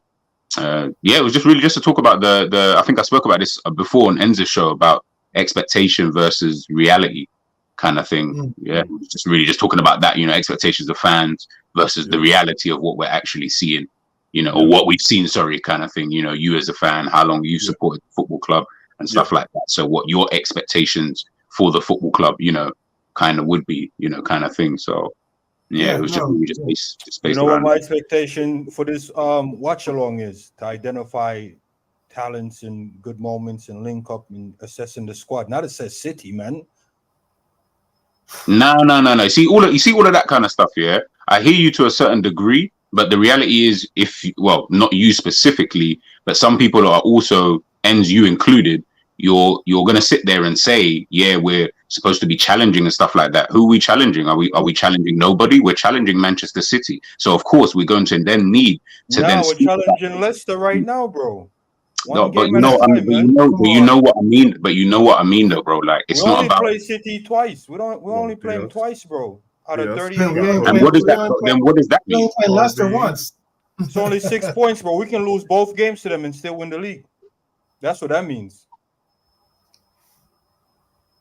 Am I looking at it the wrong way? You can look at it. It's looking at your way. It's the wrong way. It's just your way. One are champions in it, so you're gonna have to look at what they're doing and where they're gonna go wrong. Because even if you get it right, if you get it right and City's extra right, but they win the title. We've seen that when we've lost by 1 point. So you have to look at certain things in it. Of course, you're right though. The main thing is we can only win our games. Yeah, we can only win our games. But for the sake of talking football, they are the champions in it. So you're gonna look at what they're doing. Remember, you're going to talk about the team who are better than you.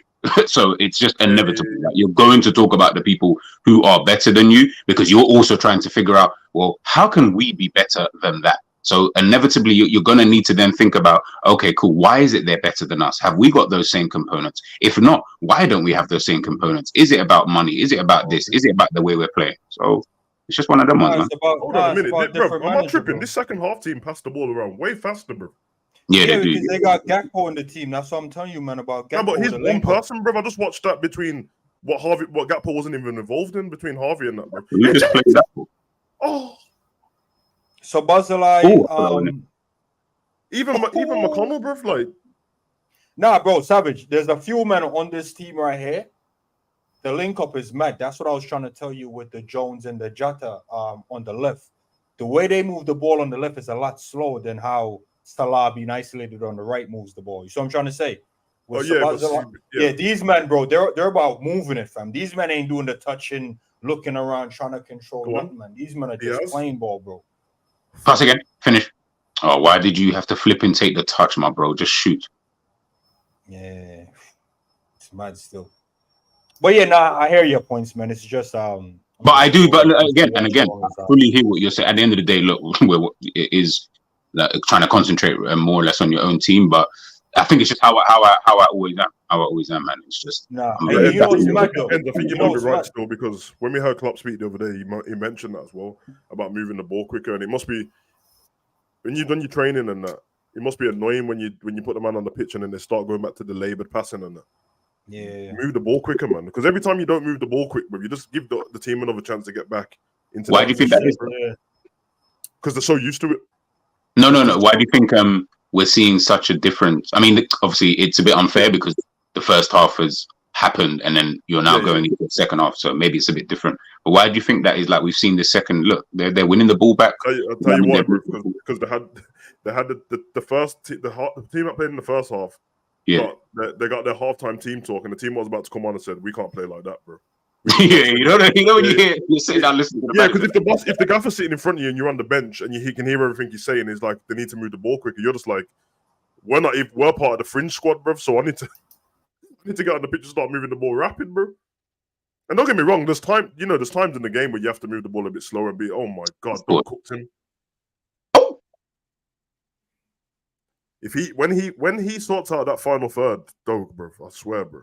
Yeah, the final. But I don't even feel like his final third is as bad as people make. Like, nothing comes from it. I agree. I said that wrong, yeah, because I actually watch him in the youth games. Yeah, quite a lot there. I probably shouldn't even have said that. I'm actually basing it more on what we've seen in pre-season than anything. So you're right. No, but it's like I feel like not you because you didn't say it, but I feel like the way Zabiri, you're 100% right. Nothing is coming from it, so to speak. So in that kind of sense, I hear it, and he maybe needs to work on his right foot, maybe because he seems to get a lot of crosses in with his right foot. So maybe if he works on that a bit more, he would end up getting better deliveries into the box. But he looks all right, though. That's a lovely ball from Harvey. That is Diaz. Too much. Yeah, it's not every day you have to. Oh, baby. Yeah, Diaz, man. Every now and again. Pass the ball, bro. Every now and again, he's on the futsal thing, isn't it? Bro, it's not everyday futsal, you know. It's not every day. Not every day beach football, you know. Sometimes just play football. Yeah. Wait, is Harvey trying to challenge a World Cup winner for that right side 8? He should be, man, because he's got. Big up to men like Harvey still. If I never saw it in Harvey's game ever in my life, then I'd be like, whatever, man. But because I've seen it before, have a bit more confidence about yourself, man. You got that. I said Harvey can have the ceiling of being a maverick, and certain man was like, nah, I can't see it. Like, I don't think some fans respect. I mean, I don't respect Jones' long passing. That's probably the only aspect of his game I don't respect. But I don't think a lot of fans appreciate the youngsters we have and their potential ceiling. Yeah, bro. I get it because looking at these youngsters, bro, I don't need an experienced guy to come in the team. I'd rather these men go through the fire of this squad season with the Europa League, and then next season we can say, all right, they're definitely ready. Or next season we can be like, yeah, we tried you, not good enough. Because nobody wants to waste a season. That's the problem in football. Everyone's thinking about but it's not necessarily wasting a season. Bro, you can cook him here, bro. Stand him up. That's Pereira, bro. I'm lucky, bro. I'm lucky. No, but you gotta respect Pereira, though. He's all right. He's all right, though. Bro, Pereira's one of my favorite players, bro. And he had that terrible injury, bro, and he shouldn't be in the championship. Let's be honest, bro. Is he playing left back though? That's what I'm saying. He's not even he play left and right back, isn't it? He's I like I like him. Oh, he's captain. Before the injury, he was starting for Portugal as well. Yeah, that's what I'm saying. He's a good player, man. If he gets back to that. I swear he was like top 3 right backs at one. No, he was. Because he was. Nah, he actually was. He was. When we won the league, actually, he was, apart from Trent and Walker, I think he was the best in the league. Might have been better than Walker that season, actually. It's Asabiri. I know you mention this quite often, isn't it? Yeah, you say you don't respect. Now, this is weird watching Allison come on as a sub, bro. You said you don't respect. Why would you bring him on, man? Just keep Keller. Respect his long passing. You mean that just because you don't see it more than because there's nothing wrong Yeah, with it. Long no, I already asked that. So that's why I asked, yo, who hit that ball into the space? Like, because when I saw that, I'm like, nah, Jones is definitely. The funny thing is you didn't watch the thing yet, and I thought about it when I was doing the video. I was watching it with Benz. I think I watched the final in it. Now I did the final watch along, and the whole time I was like, because I watched all the games, I was like, Zabiri needs to watch this because you before the season finished, you was on about why we had that one put it game. in the group, bro? You should have put it in the group. Nah, brother, I was doing a watch along, bro. I ain't putting in the damn group, bro. But when that one game where Curtis scored the 2 goals, it was against Leicester, innit? Towards the end of that last season, he scored 2 goals, got an assist. He scored a little volley in that. And you, after the game, everyone was bigging him up, and you was like, tearing man down about his long passing. And then, and then I watched the Euros and that, and he was doing all these long passes. People putting on the through balls on Twitter and that what he was doing, and I was like, of all the times, Zabiri ain't gonna see this shit, bro. So Buzz like, that's naughty. Oh, the keeper's jokes. The keeper was moving like Bogdan, Bro, that is jokes. He's gonna feel pissed as a goalkeeper. He's gonna be thinking, bro, why was I even so high in the first place? That's gonna be Onana because they drift out, man. But yeah, no, Savage. It's like I said, it's not because I don't think he can do it. Yeah. If I'm watching Liverpool and he's not doing it for Liverpool, I'm gonna be like, yo, fam. You should score for them. Yeah. Salah's always open. You see what I'm trying to say, Savage? And if Clark can come in and find Salah, I don't think it's an instruction telling Jones, yo, don't find Salah. Yeah, of course it's not an instruction. You see what I'm trying to say? Yeah. So Jones can hit it at least once is all I'm saying, bro. Okay, that's fair enough. Maybe he's not confident in it and you don't want to take that risk. You know them ones where you can do it. Bro, this man in the Euro finals, he was doing it, bro. He's got I just think he just chose not to do it, bro. No, but that's what I'm saying in the Liverpool team. He's probably like, yo, I don't want to be hitting it to Salah and I don't hit it right. And you know what I'm trying to say? Yeah, that's true. Let me be safe. Where in England, he's probably comfortable, probably the best thing over there cooking talent-wise. So he's like, yo, I'm just going to sauce Cody. You know what I mean? Probably these men are always trying to kill Cody in it, bro. Every time he runs past them. Go on, Cody. I mean, Harvey, just chase him down, bro. That's it, man. That's it. Okay, Harvey, that's it, man. Push him back, bro. Pussy old, bro.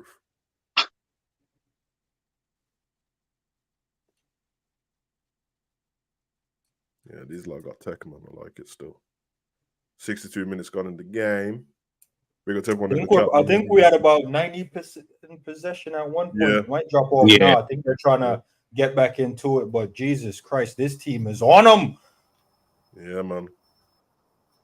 I tell you what, it gives us good credence to, and we don't know how the season's going to go in pace of injuries and that. But obviously, we've got loads of different tournaments to be in it. They start at different times, but it's kind of a hint of the Europa League, isn't it? With how everyone's playing at the moment and who's going to be in what. Because the chances are they keep playing Quanta. I don't think he's going out on loan again. I think he's staying in the Liverpool squad. I'm happy for him if that happens.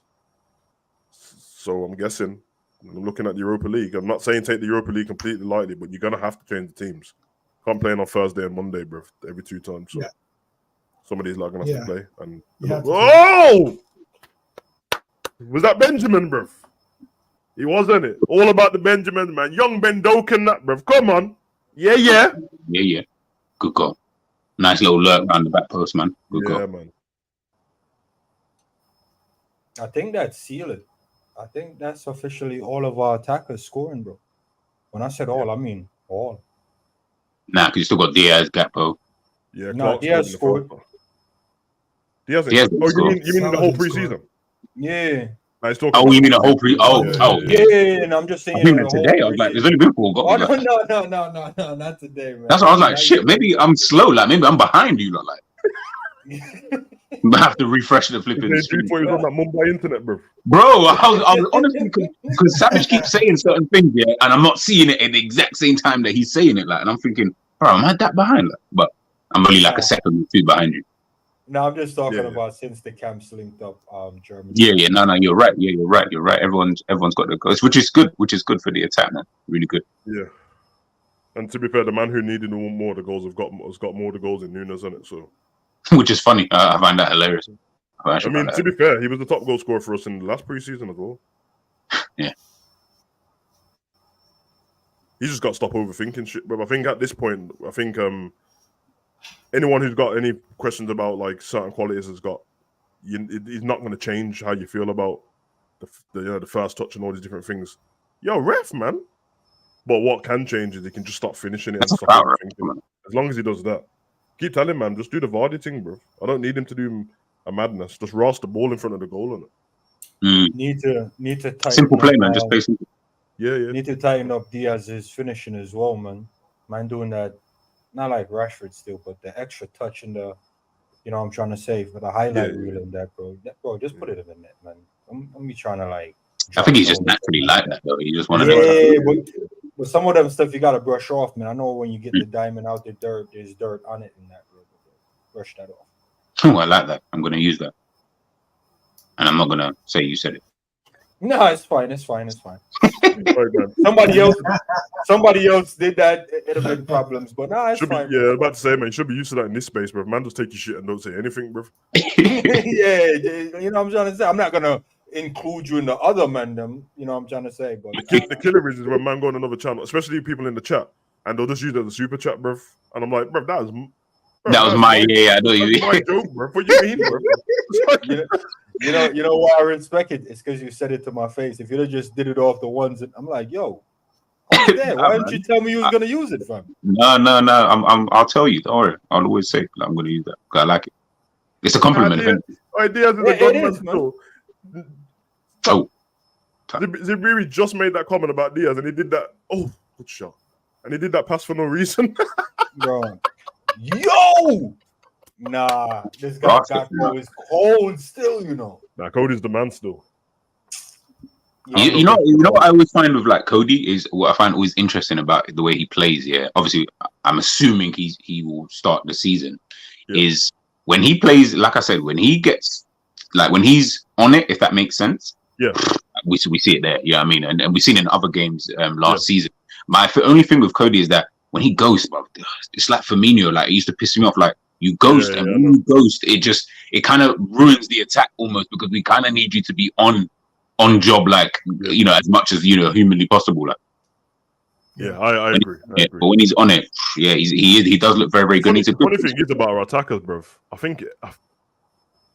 think every one of our attackers have got that trait you're talking about, bro. Yeah, and that's what bugs me sometimes about the attacks. Like it's like because we don't have midfielders who score, so I'm like, if you ain't scoring or doing nothing, ain't no one else doing anything else. Like I kind of need you, man, to. Yeah, the only positive that we've ever got is that usually it doesn't happen at one time, innit? You're right. You know what I mean? Because I remember like because I think Jota's so cool, but there's times when Jota goes missing, and I'm just like, this is long. And then last season, there was especially at the beginning of the season, there was part where Salah just went missing, bro. And I was like, are you man? You're just gonna stand on the touchline all game and do nothing, bro? Shoot! Oh, son of a bitch, bro. Right. Oh, it's a foul. No, okay. Sorry, Pablo. Go back to sleep, man. My bad. All that commotion to get Pablo to go to sleep. He was waking man up. He's just looking, bro. He give me such a dirty look, bro. he gave you that look of do that again. There's gonna be some problems. Yeah, I always forget, man, because obviously their hearing's way better than ours, isn't it? So if I shout, it must sound extra loud to him, bro. He probably thinks something's happening, like, yo. Yeah. Bro, he's staring at me in shock right now, still with the same face. But I would do the same thing. Imagine you're sleeping or you're just chilling and someone just shouts, like, we're like, yo, like, if you ain't dying, let me know what that scream was for. Because they've got their little personalities and that, bro. Now he has the same thing when I do watch-alongs, isn't it? I'll look to the side and he'll bark or he'll just walk away. He'll just walk off, bro. He's not interested, but he's like, yo, this geezer making noise again, you prick, bro. Like, I stayed up to do the boxing in the UFC. And I did actually, hey, head over to, Savage Talk Sport, and you go check on the channel. The reactions are there right now. Plug. Anyway, and in both of those reactions, bruv, he walked off and left me, bruv. It's like, fuck it, bruv. I've had enough of this shit, bruv. Get me out of here. Yeah, man. Hey, 12 man, your channel up and running already? Yes. 12 man. Yes, I'm live. Yep. Got some 12 good episodes out. Did some cool little. 12 man's on tour, bro. They're 12 man. Yeah, he moves like Drake and that, bruv. When he goes on tour, bruv. If I turn my TV, bruv, Any point in the day, I turn my TV on YouTube, bro. I press on anyone's channel, 12 man's there. I'm like, bro, I swear, was it yesterday? I swear yesterday I saw him on, I think he was on, hold on. 12, did you call into Grizz and Zamiri yesterday? You didn't? Yeah. Was it yesterday? That was a nice return. Yeah, I didn't call in. Did you not call in? The day before, I think it was. Well, The day yes. before. What was it yesterday? When you was you on the Spurs channel yesterday or the day before? Bro, Yeah, I was on the Spurs show too. That was a fun time, man. I saw 12 man in the day. I saw him on his own video. Then I saw him on the Spurs channel. And then when it went to finish, bro, what did I turn it on? I think it was on Rods, and he was just on. I was like, what? How is this possible, bro? Man, doing a campaign, bro. Yeah, man. You know what I mean? 2024 in that, bro, for president. You men are dumb. Getting my features money. Oh my God, the speed. Save it. Man, like big what's are in that, bro. About this game is, bro. You see, yeah, you know what's different about the game is that if you look at it, so we subbed in, we basically subbed in a whole different team second half, but Leicester still has basically their first, like their starting lineup basically going against them. They've only had one sub. Yeah. That was unlucky. They've only made one sub. That was a block on it. Yeah. Yeah, it was a great block, man. He's pretty rapid, man. He covered that space really quick, bro. If you watch him in the youth squad and that, he looks too good to be there. And that was 2 seasons ago, and then they put him on loan at Bristol because you imagine like most of the kids are kid size in it or smaller, and then you got this done at centre back, bro. Wait, why was he so far back in that replay just now? He was out of the box before the ball got crossed. You know that, right? Wasn't even in the box, fam. He was in that fast position. Where was Nacho? Like, I was thinking, like, did he leave or something? Yeah, he was about. Yesterday, he was linked to somebody else, bro. Yeah, I was probably wondering that. Why is he not there? I still think Leicester have got a good enough team to get promoted. Like. I said that earlier in the stream. I was like, it looks like the season's going to start soon, so this is going to be their team.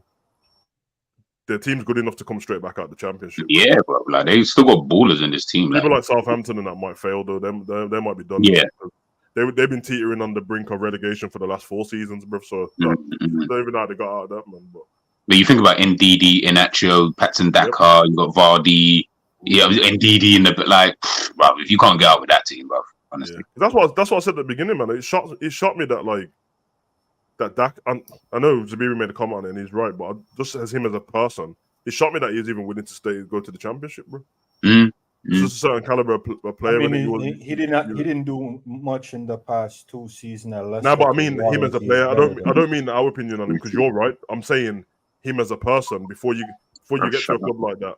I'm like, you speak to your agent straight away, get me out of here, bro. I'm not going to the damn Championship. Yeah, but where would he go though? That's what I'm saying because he didn't do a lot in the Prem to. No, I agree, but you know how football works, bro. We've had players like that for years, bro, who end up just being at another team like Everton or something.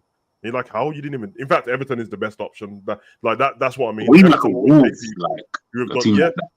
All right, so Savage, big question.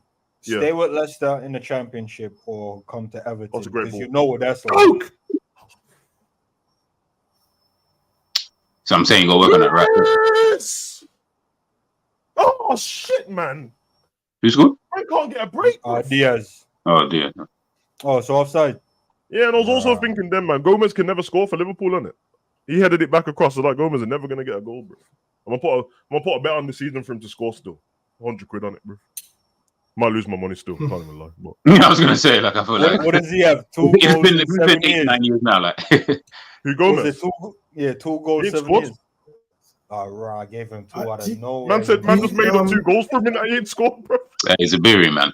I was trying to Hindsight to come on and represent the man them. So you know how many people would believe me that it's only 2 goals in 7 years? Like, that's a fact, bro. If you said that on another channel and then I done a video later on about Gomez, I'm gonna start. So, do you guys, Savage? You're not even right. He scored 2 goals. Where'd you get that from?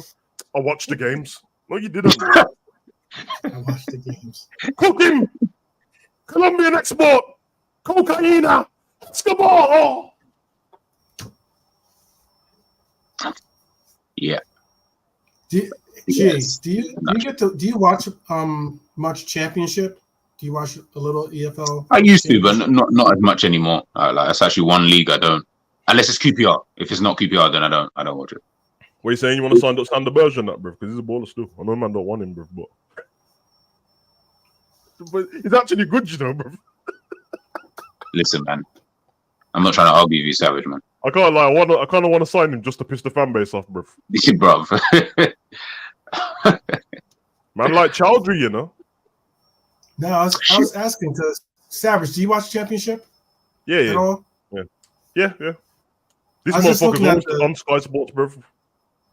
Right. Shit, man. No, because I mean, look, Leicester is a talented team, but I was just looking at the list of teams in the championship, and like 18 or 19 of them have been in the Premier League within the last 19. In 19. Okay, 19 of them have Yeah, been in the what Premier I'll League. You know what I mean? That's a fact, yeah. But what I'll say is, don't let the number of teams that have been in the Prem fool you, bro. Yeah, look at the players that Yeah, they and the yeah, teams that like they've say- got. They're not the Yeah. same. Like, thinking your head. So Kwanzaa just came out of that bottom, bro. Why do you think that playing football in that area was the smartest thing to have done? I don't quite understand that. It's comfortable, man. 4-0 up. Ooh, that was a fucking Made a nah. good That was tackle. not comfortable, bro. Like if I saw that, I'm definitely berating, man. Like don't turn back into the same place that you was just standing, bro. That doesn't make no sense. Oh, that was cold from Diaz done. Unlucky Harvey. But yeah, that 12, that's all it is, man. The teams look like, oh yeah, this team was in the Prem, but when you actually look at the players, these men are from like League 2 and that, bro, that you never heard of. Yeah, they lose quite a lot of players after a while if they don't go up straight away. So it ends up just being like, oh, that team was in the Prem like Norwich. Like Norwich, look at Norwich's team compared to what it was in the Prem. You'd be surprised. So I was looking at the budget as I always do, and what I've realized with some of these teams, 12 man, maybe you can check it out and confirm as well. When they drop from Prem to Championship, the wage gets cut. I want to say between 25-35%, and some of it's almost 50. Like some of. I was gonna get to that. The you longer mean they the wage stay, for the players, the wage for the no, players, the wage for the club wages. The club, club staff, everybody. It drops 60. Numbers. It drops to 60%. Oh, that's a that Harvey. First year 60%. And the longer they're in there, see, you make whatever you make in from 60% of what's made. Yeah. And but also don't forget that every club that goes down has parachute payments, so they do actually have the money. It's not that they don't have the money. That's what I'm talking about. Yeah, with it's the like a longer they're in 3-year there, process. They'll get paid. They'll get paid for 3 years, but they'll just like slowly but surely get weaned off of the Premier money, basically. Yeah. But they're still making affects, Premier money. it affects the other teams more. The if you're a big team and you get relegated, that's who it affects more. Yeah, your payments, your outgoing really mad. Like when Villa got relegated that time, bare of their staff got sacked, bro. I'm talking about canteen workers and cleaners, bro, stewards and that. Well, that's the thing. I mean, like, that's what I'm thinking about. Is like, going to King Palace or something like a huge arena, huge stadium like that, and then you have like your Luton towns, like we were talking about earlier, talked about a couple of times. They still got to renovate their stadiums, what I'm saying, to even make Premier standards. So I think they should be kicked out of the Prem already for having that stadium, bro. Right. You are not trying to let them play. I told you this already. Nah, bro. Not my bad boy. Not my bad boy players are walking through that boss man chip shop to get to the game, bro. They're going to be sticky to the fans. The off license, bro. Nah, I'm not having it, bro. Would you want them to lease a stadium then? No, I want them to leave, Zabiri. I want them to leave. To be fair, they could have done that. They could have done like turning down money, Savage. You mean you want them to leave?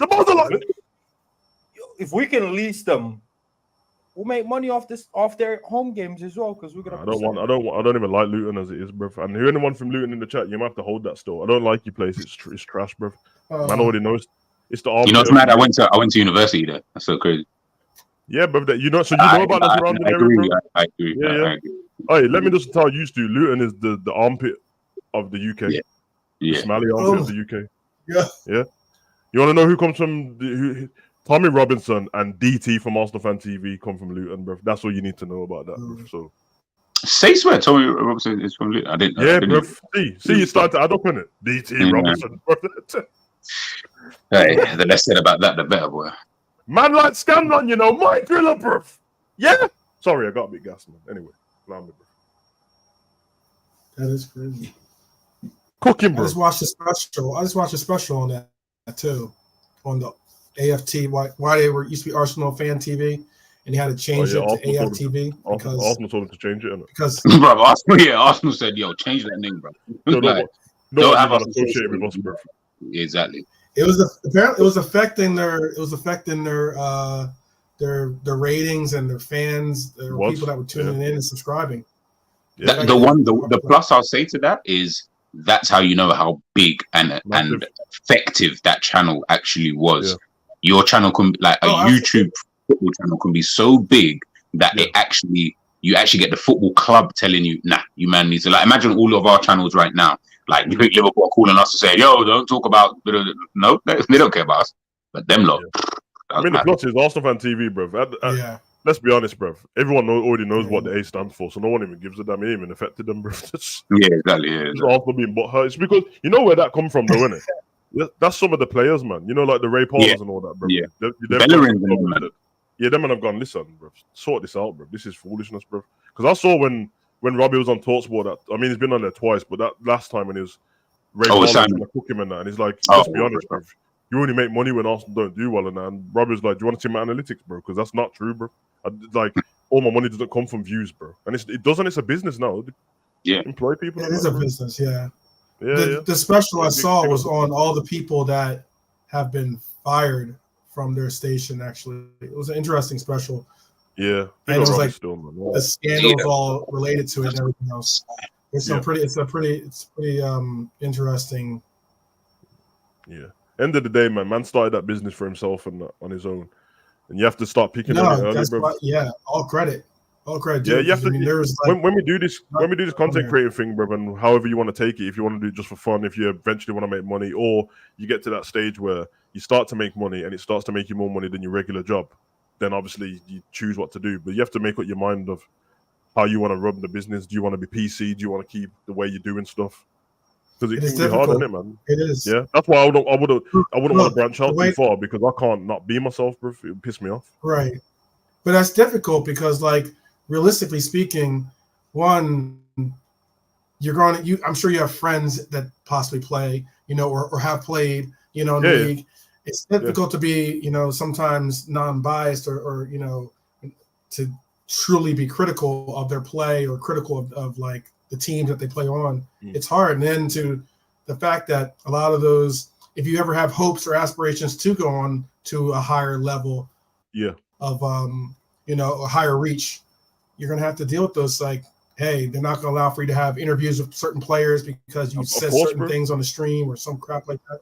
That's why anything I've said about any of these players, bro, they can ask me to my face. I'll just say, yeah, I said it, bro. You was trash that game, bro. What do you want me to do? Because I never said anything personal about them, bro. Now, for all the man calling man pricks and dickheads and that, and yo, you piece of shit and all that. Well, you man have to hold that when you want man's autograph and that. When you want man's autograph and Virgil just looks at you and walks off, bro. Just know. Just know you watch your video, bro. You can't have that. Hey, Zabiri, what time is it? On 12, what time is it over you guys at? Oh man, I think 12 is 2 hours, 3 hours behind me. Yeah, it's almost 3:45, so that's why I'm reading. 8 in the morning. Jesus. 3:45. Tom, I'm all casual, bro. I forgot I'm ahead of you as well. I'm thinking it's chilling at 6:44. I mean, he got to eat breakfast. You know what I mean? What time is it, Zabiri? Where you at? It's 6:44 right now. 6:44, and you're quarter to. Hey, Jesus Christ! Get him off the pitch now, man. Get Kwanzaa off, bro. That's twice in the last 6 minutes. He's been down, bro. Nah, I think. How do you feel about that player? Who, Kwanzaa? Yeah, I like him. All right. Yeah. He was somebody that he was somebody that I was asking to be put in the squad season before. Yeah. Not in the first team. I wanted to start seeing him in different games and that. So. How about this? I actually, having seen the two of them play, I actually would have preferred Hindsight to possibly have seen him before Reece Williams, to be honest with you. Oh, 100% would have preferred to see that, bro. Wait, are you saying that when Reece made his debut, you knew about Kwanzaa? I knew about Kwanzaa. No, in the sense of like I'm talking about the government statement. Oh, yeah. No, like for last year, I would have preferred because he got a little bit of a run last year and the year before that Yeah. too, when we had the center back issue and he had to come in and like, you know, platoon with Nat and everything to kind of like just fill a position. But I'm just saying I would have liked to have seen his inclusion a little bit, or like let's say earlier, because he's super young. Isn't he like 17, I want to say? 18? Who are we talking about? Kwanzaa. Kwanzaa's 20. Jarrell. Yeah, he's 20. Is he 20? Okay. Yeah. Well, he's been at Liverpool from when he was a kid, hasn't it? Like, I think. Yeah, he's been in the academy he's the captain of the academy, right? 2009, 2008. So yeah, but he was like the captain yeah. too. 15. Yeah, 15 that's years ago. just like the legislation. If he's Yeah, 20, then 94 20 even more so. Yeah, man, like He's Freindorf. 20 years old. That time, bro. Yeah. Oh, this is the Freundorf you. I was just about to say Zafiri. Yeah. This is Freundorf that I keep telling you about. Nah, because me and G do the show and we're going through the list, and I'm like, yo, Freundorf walked by me in Manhattan. I don't know who that is. Yeah. He's rapping. Freindorf's rapping, man. Wait, maybe he was the dude with the braids people been talking about in training. Yeah, I think he actually was, you know. I don't think Scanlon, I've not seen Scanlon's hair. I didn't see him. Nah, Scanlon's got his hair out. I think Scanlon's got his hair out today. I don't know. So it's probably him then. Everyone's talking about it. Because man was like, yo, who's that guy with the braids? And I'm like, bro, maybe Scanlon. I think he's a young player. He's been around like the first team-ish in terms of like in and about like for years now. Good couple years now. Couple pre-seasons he's been involved in, kind of thing, from when he had curly hair and that like back and thing. So he's interesting. I think a few of our players that are coming in and around the first team now, a lot of them haven't even been at Liverpool for that long, bro. Like they've been brought in since COVID, innit? Like one's been there for a while now, but Clark came in 2021, I think, from Newcastle. Scanlon got brought from Birmingham. I think Scanlon got brought from Birmingham last year, I think. Big money though, 500,000 is a lot for one of these youths, bro. Yeah, Ruto. Yeah, it is a lot for sure. Anyone doing like a match reaction analysis? You know I always do. You know. Yeah. If you don't want it, I was just gonna stay on for a bit. So, but if you don't want, I'm not gonna do a separate video though. So. Oh, that's what I meant. Is there like? Yeah, stay on for a bit. Yeah. Especially because it's early. It's lots. Cool, man. All right, let me go packing up another cup of coffee. Might put on some collared shirt. I need to stay thingy, to be honest, bro. I need to stay doing stuff. Analysis. I think I'm on about 32 hours awake now, so I'll die soon, but it's all right, man. At the moment, it's all good. Okay, well, I hope that doesn't happen. You know what I'm saying? Like anytime soon. You know what I'm saying? Because I'm on 32 hours at the moment. I'm going to stay awake for the rest of the day. And then I've got the wrestling watch along. I got the podcast at 7, wrestling watch along at 8. That's not going to finish till 1. Bro, go to sleep, my guy. Nah, bro, I know what I'm like, bro. If I go to sleep after this, I'll miss all my watch alongs, bro. Man will just be panicking. My missus will start phoning, well, what's going on? I'm like, listen, I'm not with another woman. I passed out, man. Allow me. Nah, those cheating allegations when you're sleeping is the weirdest ones to wake up to. It's like, wait, man can't sleep. Yeah, literally. but hold on though. It goes back to what we was talking about on Enzo's show about the jealousy and the lazy thing. That's what you talk about. You got that jealous. Yeah, but then G, you got to look at it the other way. If she's lazy, then she's the one sleeping that long, and I want answers. But you're the one sleeping that long, anyways. I want answers, bro. If she's sleeping that long, I want answers. That was some mad talk. Those questions were pretty crazy. You guys had hey, shout out Enz, man. Big up Enz every time. There we go. But G, which one do you want to be? I'd rather be the lazy guy. You know what I'm trying to say? Because here's the thing. Obviously. If she's always sleeping, and you're like, yo, I'm at work. You're always sleeping. The thing is, no, of course, someone who's always doing that, of course, like over time, that's gonna bug you. I'm just saying there's pros and cons to both sides. Do you know what I mean? And it just really, to me, it just really depends on what you're calm with handling. Like me, when stressed like that, oh, that looks a bit, man. When someone stresses me out like that, I'm the kind of person I kind of just tune out anyway. Like I ain't really listening. I'm not reading that time, but I don't listen to stress like that. Like I just like, you can keep stressing. Guess what? I'm gonna keep being happy on this side. That's up to you what you do on that side. Yeah. You being lazy, I'm just like, you're being lazy, but I mean, I can probably work on that kind of thing. Being jealous, I feel like that's a natural trait that you've got. Insecurities and that. Oh man, like AJ Tracy. Yeah. I forgot he was. I thought he was still injured. James Justin. Okay. Man said AJ Tracy.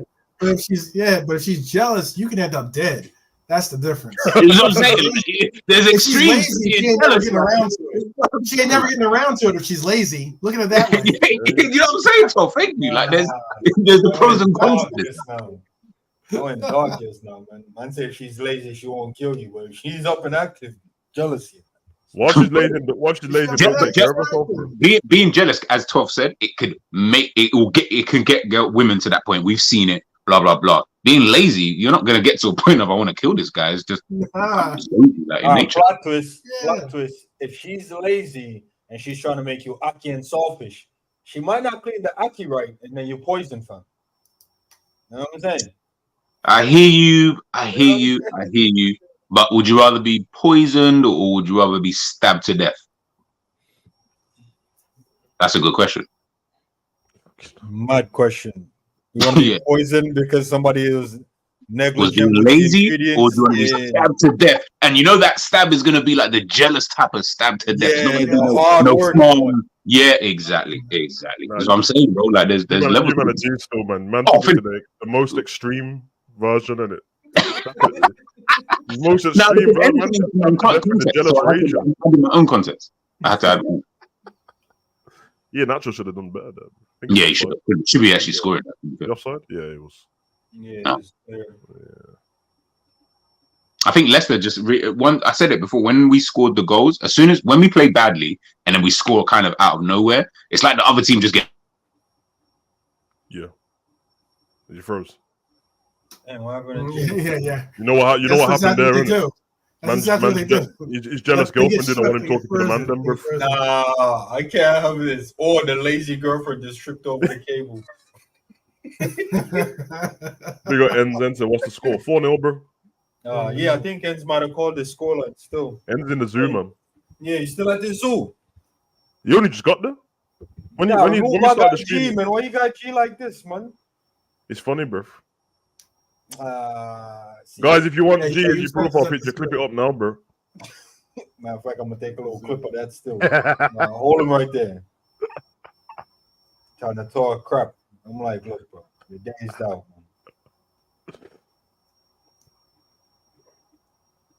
man. Unlucky, Harvey. That's the game done, I think. Yes, sir. Well done, boys. Come on. Love this stadium, man. Singapore Stadium. Want to have a FIFA, man. Everyone's got the G's thing clipped, you know. Enz said he's feeding the penguins and that. Big up, man. Big up, Captain. Enz feeding the penguins. Big up, man. Funny. That's one animal I don't rate no more, you know. Penguins. What? Nah, because I was in Dubai, right? And you know, being in the Middle East for a minute, my whole perception is, you know, I'm like, certain things you're just not gonna see in Dubai. I was just walking in the mall and I'm like, yo, why is it getting so cold all of a sudden? And there was this penguin running around in the mall. And I'm like, wow.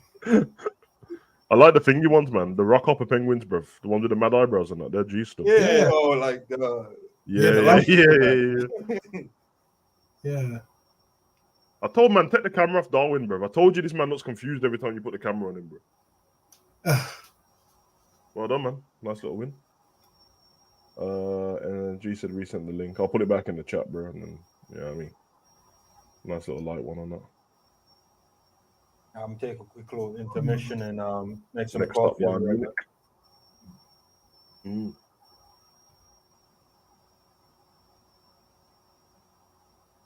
Every time I see that clip of Nunes getting sent off against Crystal Palace, bruv, I like Anderson as a player and I'll take him at Liverpool. I think he's cold, but that was atrocious the way he went down. Yeah, the way he went, you see how big Anderson is? Bitch, yo. I was like, yo, it's funny you brought that up because I took a picture of him and I was like, all right, I'm gonna put this dude up here. He's like public enemy number 1 next year. That kind of deal. He's a bitch. It's mad as well because he did that, innit? But obviously my missus is Danish, innit? So it's support the Danish national team when watching like World Cup and that. And Anderson's the centre back, bro. So when the World Cup was on, I was like, I'm a bit conflicted here, bro. I can't even lie, bro. So, yeah. I want to see. I hope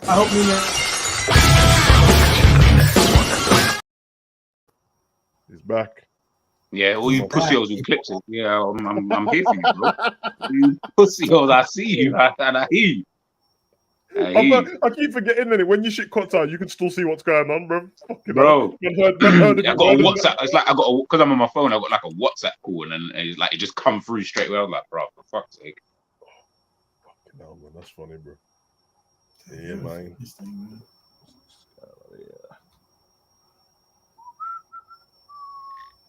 Oh, game done. Yeah, Yeah, my yeah. stream is I'm looking for this full of clip everything for you. You're talking about. So how long have you gone without sleep, Savage? When this game started, it was on like 30 hours. I gotta find this clip. I'll share it with, especially you and Zabiri, since I know you guys are so into fitness. But there's this guy. I'm gonna Hold on. You know I'm not into my phone. Assemble. No, I just rub out G like G and G. Oh, yeah, you know. Oh, gee, I didn't like that. Bro, I could be into my fitness as well. Man just said, yeah, because you guys are into fitness. Okay, I'm gonna start posting my gym videos. Everyone else is doing this. Look, yeah.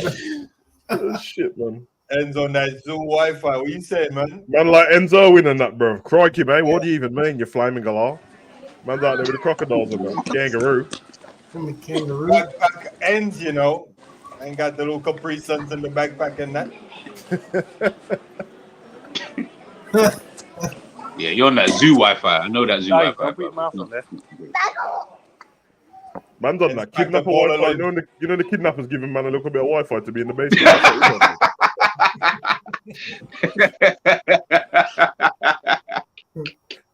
How can man be moving in 12? Just a little bit, enough for you to be like, yo, tell your parents and tell your family, like, what's going on?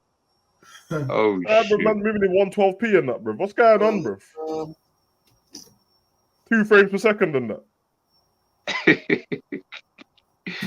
Okay, that is fucking dumb. Alright, ends his clip. Clip him. He's froze. Yeah. Booyah Shaka! Got you, motherfucker. Got you. Yeah, two could play that game. Nah, You can play man, that you game. finished me with that story. You sent me straight back to my for kids. Man said, "Boy, shock." Like it. Bro, I've been watching a lot of my wife and kids recently. Bro, That's that the shit funniest kills thing. me, man. So, bro, when Vanessa loses, it's like, "Boy, shock," and I'm gonna tell your kids and they ain't gonna respect you. Even I'm like, whoa.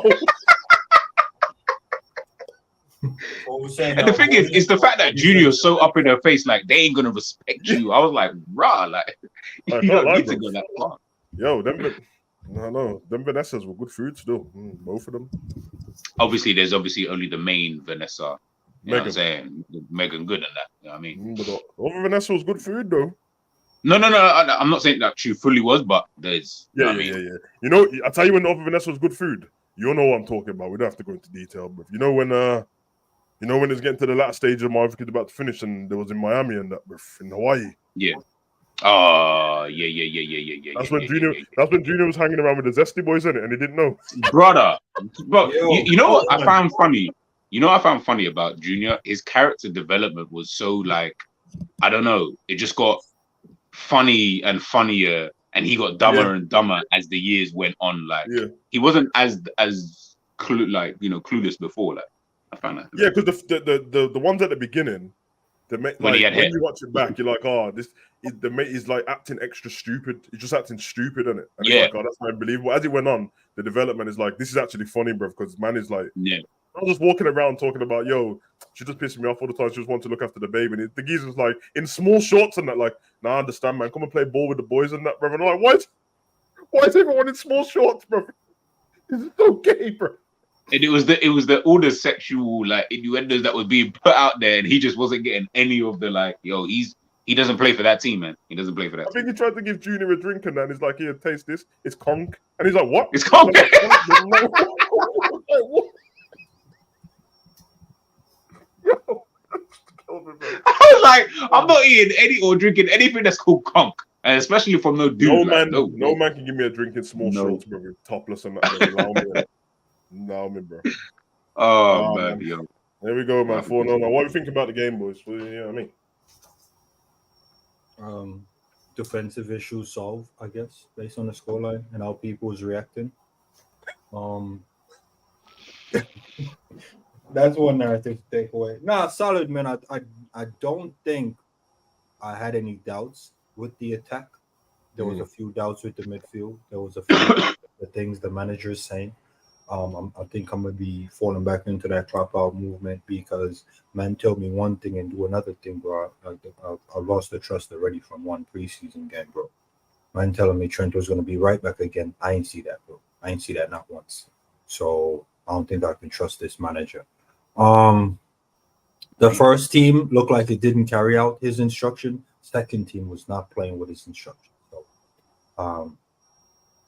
that's what I got from this game, man. Can't say solid defensively, but I like how I see a lot of tackles flying in. A few guys look sharp. Clark looked sharp.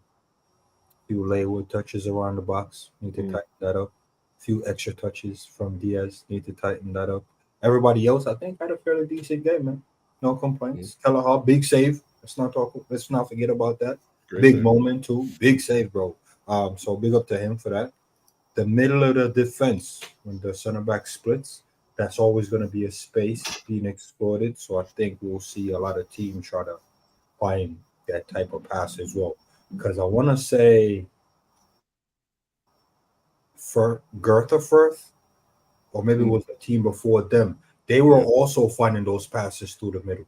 So I find it interesting in preseason we're being cut through the middle by Championship, Bundesliga 2 teams, through the middle, not down the wing, not out on the outside, but actually just cutting us through the middle. I like that to be tightened up. Other than that, man, it's a solid game, man. Comfortable victory in that. You know what I'm saying? Yeah. Miss Andrew. Yeah, I kind of agree. Really and truly with that assessment from Zabiri. I think defensively there's still worries for me. And I think in all 3 games I've seen it. Zabiri said it there. They're finding these pockets of spaces. Today they didn't score, so I guess we can look at it from that sense. We were able to keep them out, but in the previous 2 games they were able to score. So it's that's always going to be an issue for me. And it's just more. I don't mind necessarily the players who are even playing. I just think it's the tactical setup in those defensive transitions. When we lose the ball, we just, for some weird reason, we just look vulnerable, and it's like all the time. So yeah, and we got respect your background still. I think it's just one of those kind of things. But the attack, as always, the attack is the attack. It's what I keep saying in these games: individual quality. When you've got them in certain areas of the pitch, they're going to come to fruition as much as you could potentially hope so. And majority of the time, it probably will work out. So I think defensively, Liverpool do look very vulnerable, and that will probably be the reason why we might not do as well.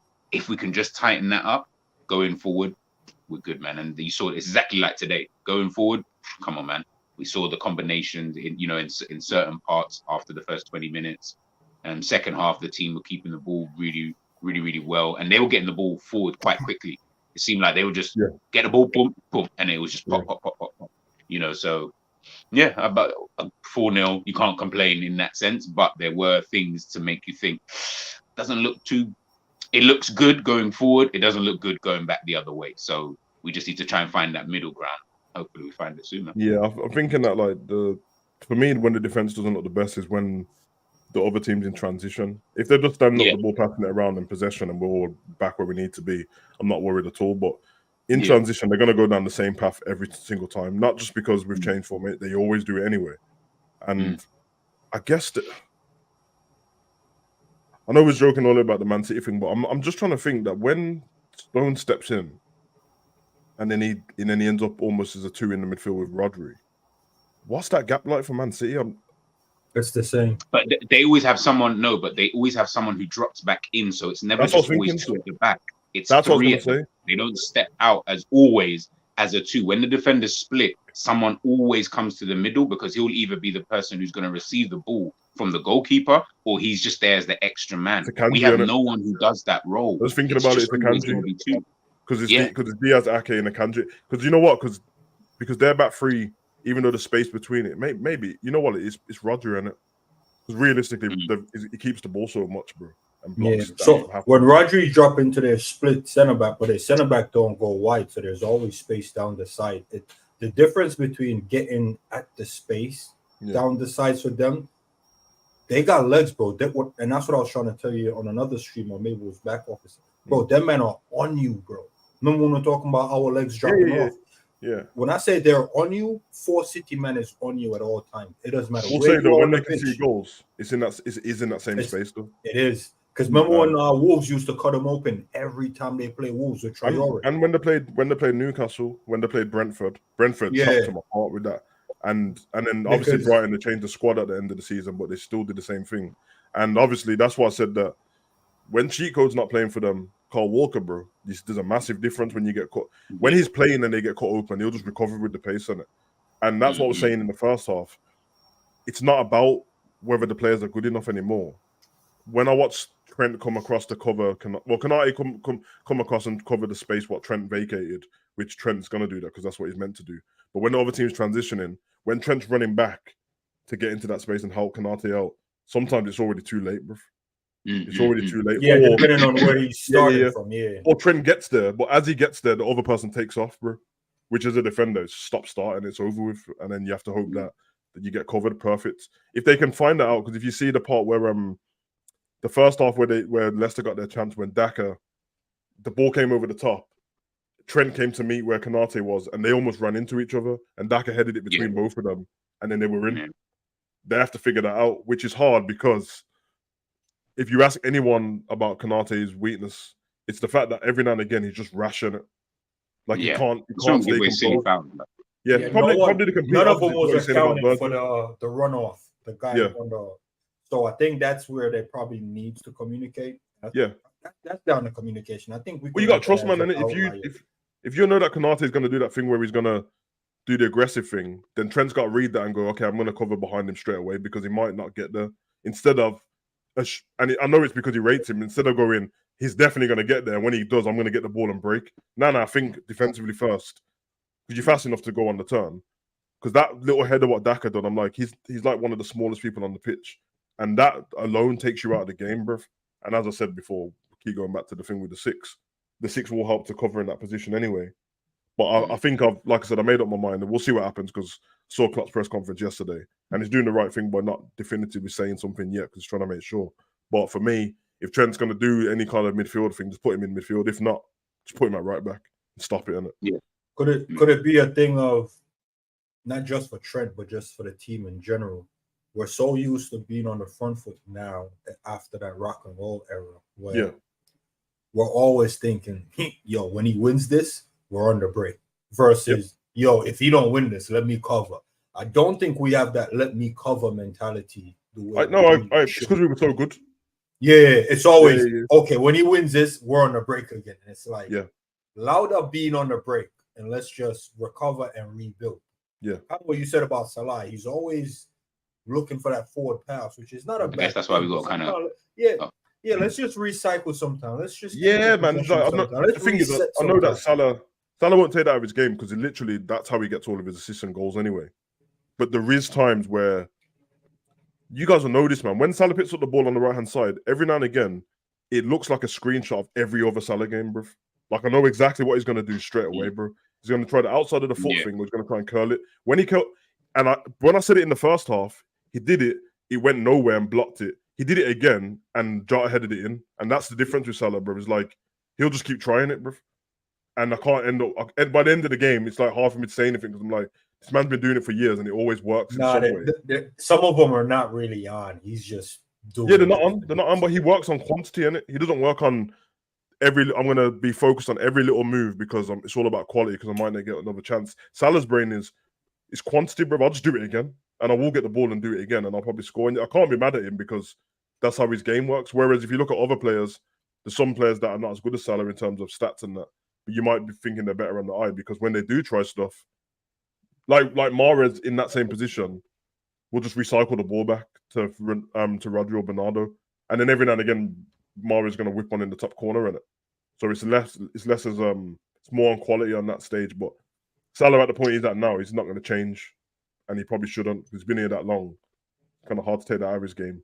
Everywhere else on the pitch, you probably have to just try and change up a few things. And Trent's going to have the wherefore now. If you want to do the big man thing and go, listen, I'm playing in midfield, we respect it, man. We all rate him. But that doesn't mean, man, because everyone has the same notion about, because you go in midfield now, he doesn't have to worry about defending so much. What? In the six, bro? Are you crazy? God, you might have to worry more, bro.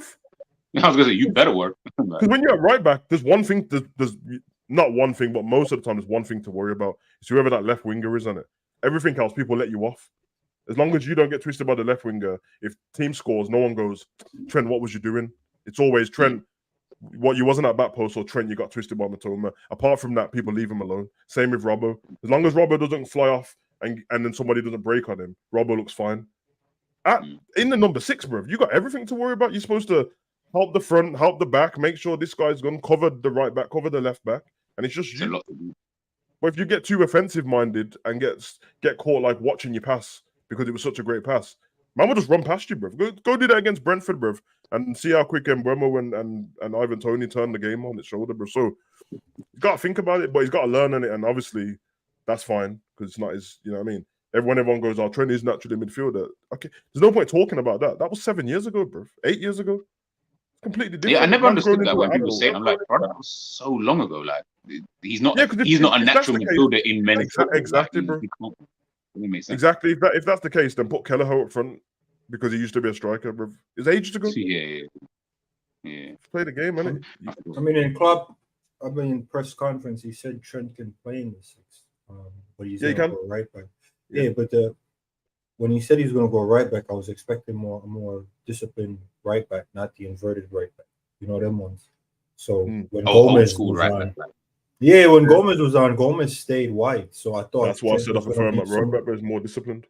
Yeah, so I was expecting Trent to be more disciplined to the right back role and not just the free rolling Trent. But I'm not here to nitpick at the management. Overall, I don't know what the plan for Tsimikas is, because Tsimikas' role isn't as disciplined as like Gomez on the left. No, he definitely can't do the inverted thing. I know that. Well, I don't know if it's an instruction or Klopp is like, yo, we're flip flopping the inverted thing. You see what I'm trying to say?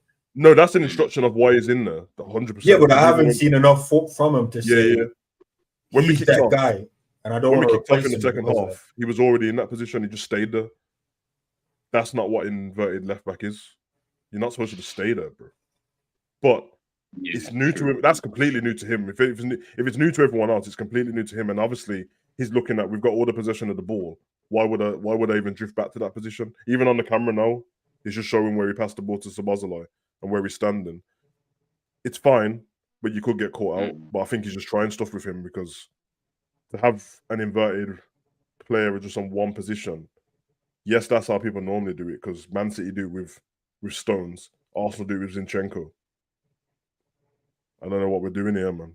If we get caught out and it's just Trent, so I don't know. Put Trent in midfield. I think I just don't want to get rid of Robbo or Tsimikas. No, me either. Because when people see these preseason, people say Robbo in a back three isn't good enough.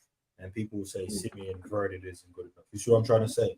So now we're looking at two guys who, as an out-and-out left back, bro, you get a 7 to 7.5 on most days from. You see what I'm trying to say? But now in this new system, people are like, they're trash. Don't have the brain capacity to do all this type of stuff. And it's like, these men, they're not really doing what they're good at. They're trying something new. You know what I mean? So you kind of have to give men some time. But I'm just hearing like, not good enough. And it's like, because of the new system or overall? No, they're not good enough because they're not in their position. It's not their fault, bro. If your craft is at a left back and that, bro, like if your craft is an electrician and that, and then man make you as a plumber, bro, like give me a chance to figure it out, innit, bro. Like I think the biggest question for me is give that person a chance. I know, and that's the biggest question for me is I don't know, and we're never gonna know until these games start. Is the plan that when we go to games when our first team's not starting, i.e. FA Cup, Europa League and all that, do we revert back to the full-back four, or they're still doing inverted with a different person? With different team. Yeah, and if you're gonna invert to go back to a different thingy with a different team and have a full-back four, then it's fine for Robbo and Chimmy in it because there's still going to be enough games where they've got that. If not, you've got a big issue because then you've just got two players that you don't need, and you need someone else. And we're not going to buy anyone now. You know what I mean? Because even if one of them left, you're not going to. There's still two spaces. We need a backup as well. So it's interesting. I think we got to. This is why I constantly keep talking about way that we play, utilizing the players that we've got. Are we doing that, to the full effect? And at times, I don't always think so. I think some players are naturally just good enough to do roles within teams, which is fine. You need that in every team anyway. You know what I mean? Like the best teams in the world have that. You see Camavinga do it for Real Madrid. You know what I mean? He's a centre midfielder and can slot in at left back. So I'm not saying it can't happen, but I feel like we do it. If I'm just looking solely at Liverpool, I feel like we do it quite a lot with a lot of other players in the team, where it's always like, yeah, you know, he can play there, so it's fine. Like he can do this, so he should naturally be able to. And that's what you're going to get with Robbo, is that unfortunately, I just think for what you need at those wide centre back roles, I've always said, and I'll maintain, like Robbo and Konate, if I had to pick ideal wide centre backs, they're not two I would pick, because they don't fit what you realistically need. But then I don't know, is that because of Klopp and the way that he's getting them to play? Like Konate, sick defender. Am I comfortable with him on the ball? No. Do I feel that like maybe I need someone a bit more calmer, composed, better on the ball, and you know, can do the defending side to a degree? Yes, of course. Robbo, again, on that side, kind of the same thing. But the roles that they're being asked to do is a little bit unfair on them at the same time. So it just depends on how you want to use and utilize these players. But I just don't want another season where, okay, well, you've got this guy, so he can play that role. No, let's stop doing he can play that. Let's get players who that is their position, put them in that position. Why have we got a trophy, bro? Why have we just won a trophy, bro? It's the six. Wait, Savage, you're watching a replay, man. What are you talking about? No. Man, lifting a trophy. No, it's a trophy. Yeah, look, Virgil's got the trophy in his hand right now. You're in the green kit. Bro, you tell me I turned the thing off and I miss a trophy lift, fam? Don't do this to me. Man said we want the standard charter it's trophy. The standard charter thing. So hold on a minute. You mean to tell me if we lost this match, bro, we would have lost the trophy of our own sponsors, bro? Yep. So they would have gave it to Leicester. Leicester won the standard charter trophy. Man like Bobby Clark and that. He's good, man. I would like to see him go on loan. I really would. I think he'll get some good game time, man. Like I want to see what he's like, you know what I mean, for the full season, playing all the time kind of thing. It'll be very interesting because he seems like a decent. I don't think he'll be good enough to get like in the squad or anything at the moment. So it'll be good to see him out on loan, get some game time. What does Doak sound like, a 40-year-old, bro? Doak sounds like he's 40, bro.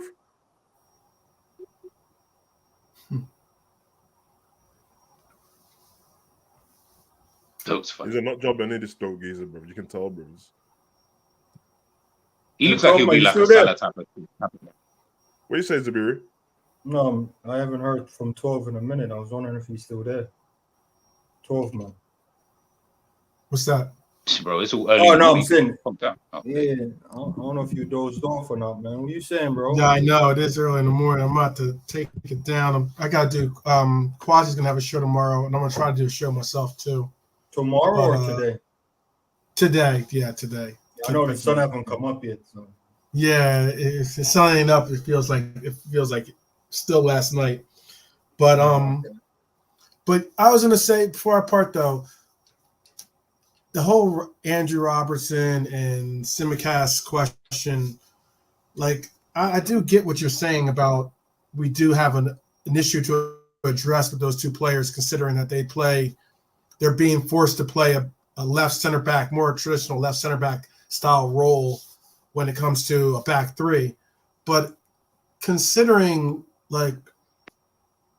their talent and abilities, would you not rate them to the same levels as you see? Again, I know you don't want to rate City, but the same way you see City play in the essence of their left backs, their right backs, are playing different positions as well with this, and they're doing it inverted themselves, and they're actually bringing up Stones, I believe, right, into that inverted position. Yeah. So no, 12 man. The point I raised wasn't against them; it was for them. We were sticking up for them, bro. Yeah. So my point was most fans are going against them because they're not in their respective position. I'm sticking up for them because as a left back, I know Robbo's quality. As a left back, Simeon's quality. But playing for Klopp, put it like this: it'll be like people saying Gakpo is a dead baller because he's playing through the middle. And I know he's cold as a left winger. You see what I'm trying to say? Yeah. So playing for Klopp do ask different things from the players, like Thiago. Man is asking Thiago to run. He's never run this much in his career. So he's like, yo, Klopp's teaching me how to run. So people are judging these players based off the task Klopp is giving them, which is out of their natural element, and going, these guys ain't good enough. Nah, they're good enough, bro. They just can't. They're learning a new thing on the Klopp. So now I'm actually sticking up for them, and I do rate them highly, bro. I rate everyone in the squad highly. It's just when Klopp asks them to do these extra things, the fan base, it's not like I'm going at them, but most of the people are like, yo, nah, not good enough. They'll look at Jones and be like, nah, we need more than Jones. And it's like, bro, Jones is doing everything Klopp wants. So how could Jones you want more of him? Yeah, absolutely. Look, there's people that were saying, there are people that are wanting Jones out. There are people that were saying he's going alone. There are people that are saying that we need to move on from him. I was not one of them. I was, I think the only other person I think possibly is a bigger Curtis Jones fan is I think his name is Demo, right? Am I right? Yeah, Demo, yeah. He's like, he is definitely like yo. Demo's the guy, man. But respect me as a Jones fan, bro. Nah, that's what I was trying to keep it. I was trying to make sure. Well, let me change my background to the Curtis Defense League, bro, because that's how I've been running, bro. Nah, Savage. But I think even in that though, hindsight is a wonderful thing. We can sit here now and be like, oh yeah, there you go. I think we can sit here now and be like, oh yeah, he's been able to get game. But the period of time when people were getting onto Jones, it was all factual things. It wasn't because we looked at Jones. I think from what I saw, and I was one of the people who was saying this. When you're looking at someone like Jones at that time, we know the kid's got talent. That was never ever in question. But unfortunately, we're in a position right now. You can't get into this team. You haven't been good enough to get in the team for whatever reason. Whether you want to say factors outside of his control, it's all part of the game. I'm not here to sit here and split hairs about that. At the end of the day, he wasn't in that team. So the point I was raising is about what? Big up to Demo, and then I met Savage, and Savage is saying the same thing. These men know Jones from youth, whatever, and I get what you're talking about, the quality, but he wasn't doing what he was naturally doing. Klopp was asking him to do new things. So when a guy like me see him not making long pass, I'm judging him off. Bro, are you telling me Klopp is telling you don't square it to Salah? Because Salah is open, fam. Find him. You know what I'm trying to say? And then all of the fan base is just judging him off what Klopp wants him to do. Where what he was doing before Klopp, everyone's like, nah, the guy got talent. The guy's a baller. Man was telling me he's better than Foden. And I'm like, rah, well, Klopp is not asking him to do Foden things. So to me, he's not. So I wasn't saying getting him out. I'm just like, bro, I need to see passing range. And he wasn't giving me that. Still haven't showed that in a Liverpool shirt. Savage, I'm saying Liverpool. The point I'm making, though, G, is we can't say Curtis ain't good enough. We can say what Klopp is asking him to do might not be enough for what we want from him. You see what I'm trying to say? No, I'm not talking about now. I'm not talking about now. No. But even back then, that's how I was looking at it. No, but so what I was getting at. But this is why I say revisionism. Revisionism is a funny thing, because imagine if Curtis didn't have these run of games, or even if he had those run of games and he was still performing poorly, as an example, or he performs poorly, we wouldn't be sitting here saying, well, yeah, let's keep him as an option. I think then the option of him going out on a loan and potentially developing, that's why now we can sit back and look at these. Again, like I say, hindsight is a wonderful thing. In the moment when you're talking about these players, we're not talking about a player who hasn't been we're not talking about a guy who, like Doak, as an example, the guy who just come and we're like, yo, he's not good. That's like, he's just come. You know what I mean? Like, let's give this guy some time. We're talking about a guy who's been in and around this first team for a good few years, and he's now 21, 22. I can't remember how old he is. And only now we're even only talking about him as a potential rotation option within a team. We're not talking about him like obviously some people are saying he could potentially start, but there's a conversation between him and McAllister. We're not talking about it in the sense of, nah, Jones is the guy, we need him to start today, blah, blah, blah. We're saying, well, between him and McAllister, there's a conversation to be had. So that's the point. I think a lot of myself anyway, I won't speak for anyone else. That's the point. We're not talking about this guy being amazing. We're talking about, okay, now he's finally a squad option. We're just like, oh, after all of that, he's just a squad option. Okay, fair enough. Cool. But the game time. I know I'm gonna be called in as a defense expert of the CDL here, but for the Curtis Defense League, but Back in ball. realistically Back in speaking, ball. if you look at 2021 numbers, the 2020 to 21 numbers of Ginny and Curtis Jones had better numbers, and it's not like they played. Whoa. Yes, I mean better numbers, as in like What no, are as you in talking about? Better availability. as in okay. All right, Curtis Jones in 2021 played about a little over 1,000 minutes. Okay, and COVID season. Ginny played 1,240, like 1,250. I think like 1,250 minutes. So it wasn't like it's 1,250 minutes to 1,050 minutes. That's how many minutes they played. Okay, but if then you look at all this possession, look at the defensive stats, you look at his attacking stats. Curtis Jones has better numbers in all categories. So it's one of those things where I'm like, I get what you're saying when we all look at it with the eye test and everything else, yada, yada. But what I'm saying is Klopp was molding Curtis Jones into a Ginny a style more like a Ginny. What he's the numbers and characteristics he's getting out of Ginny. He's been doing that. Unfortunately for Curtis, he's getting random weird like injuries, like an eye injury that keeps him out for a substantial bit of time. And then he's got to work his way back into the lineup. Those things aren't easy to do, especially when you're dealing with relatively top-notch talent that you're trying to, go past. And what is he saying? I didn't see that one. That's a tea league. I am defensive. Hey, I am defensive. I am the defensive measure for every player on this team. But no, what my point is that Curtis Jones, I think, just had unfortunate circumstances, especially last year, of being injured. He got injured on injuries that weren't necessarily like your typical injuries. Okay. And those things tended to keep you out of the lineup. And now we're talking about him competing with McAllister, a World Cup winner, a top-notch player. People rate him so high. It's not like if he was not getting in behind someone that was just like a fill-in piece or someone that wasn't essentially having world-class talent or potential world-class talent, then I'd be like, okay, yeah, there's an issue with where Curtis Jones is in his development. But I don't see there's that much of an issue in his development, considering he's been putting up the numbers. Now he's found his swagger and he believes in himself. He's on this confident run. I think that he's going to make. I think he deserves to be where he's at in the sense of contending for a place on this club, and I think that he needs to continue to push forward. And I think he's got what it takes. But can you? Can you also understand why people? I think I can understand to both people's. Yeah. Because remember, you're talking about Curtis Jones. No one thought that Curtis Jones would be this player. Nobody. Like, no one sitting here on the panel, no one who's watched him as long as we've all watched him for, sat here and actually said, yeah, I can see Ginny Wijnaldum.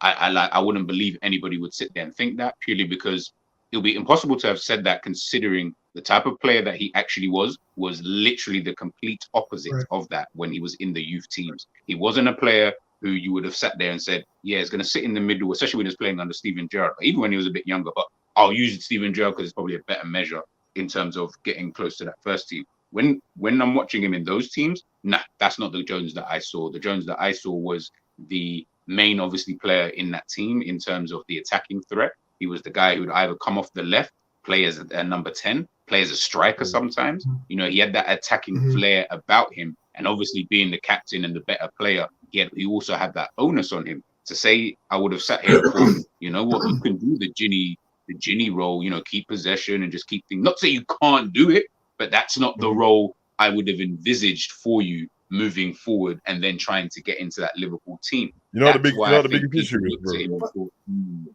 Yeah, the biggest issue is that you're both right, but 12 G's not the fan that you lot are talking about, but G's explaining it as if it's them fans. The fans that are talking about get cursed at the I'm just trying to get to understand why people were there was the fans who were being there was fans who were giving like positive criticism, and they just didn't think he was good enough for Liverpool.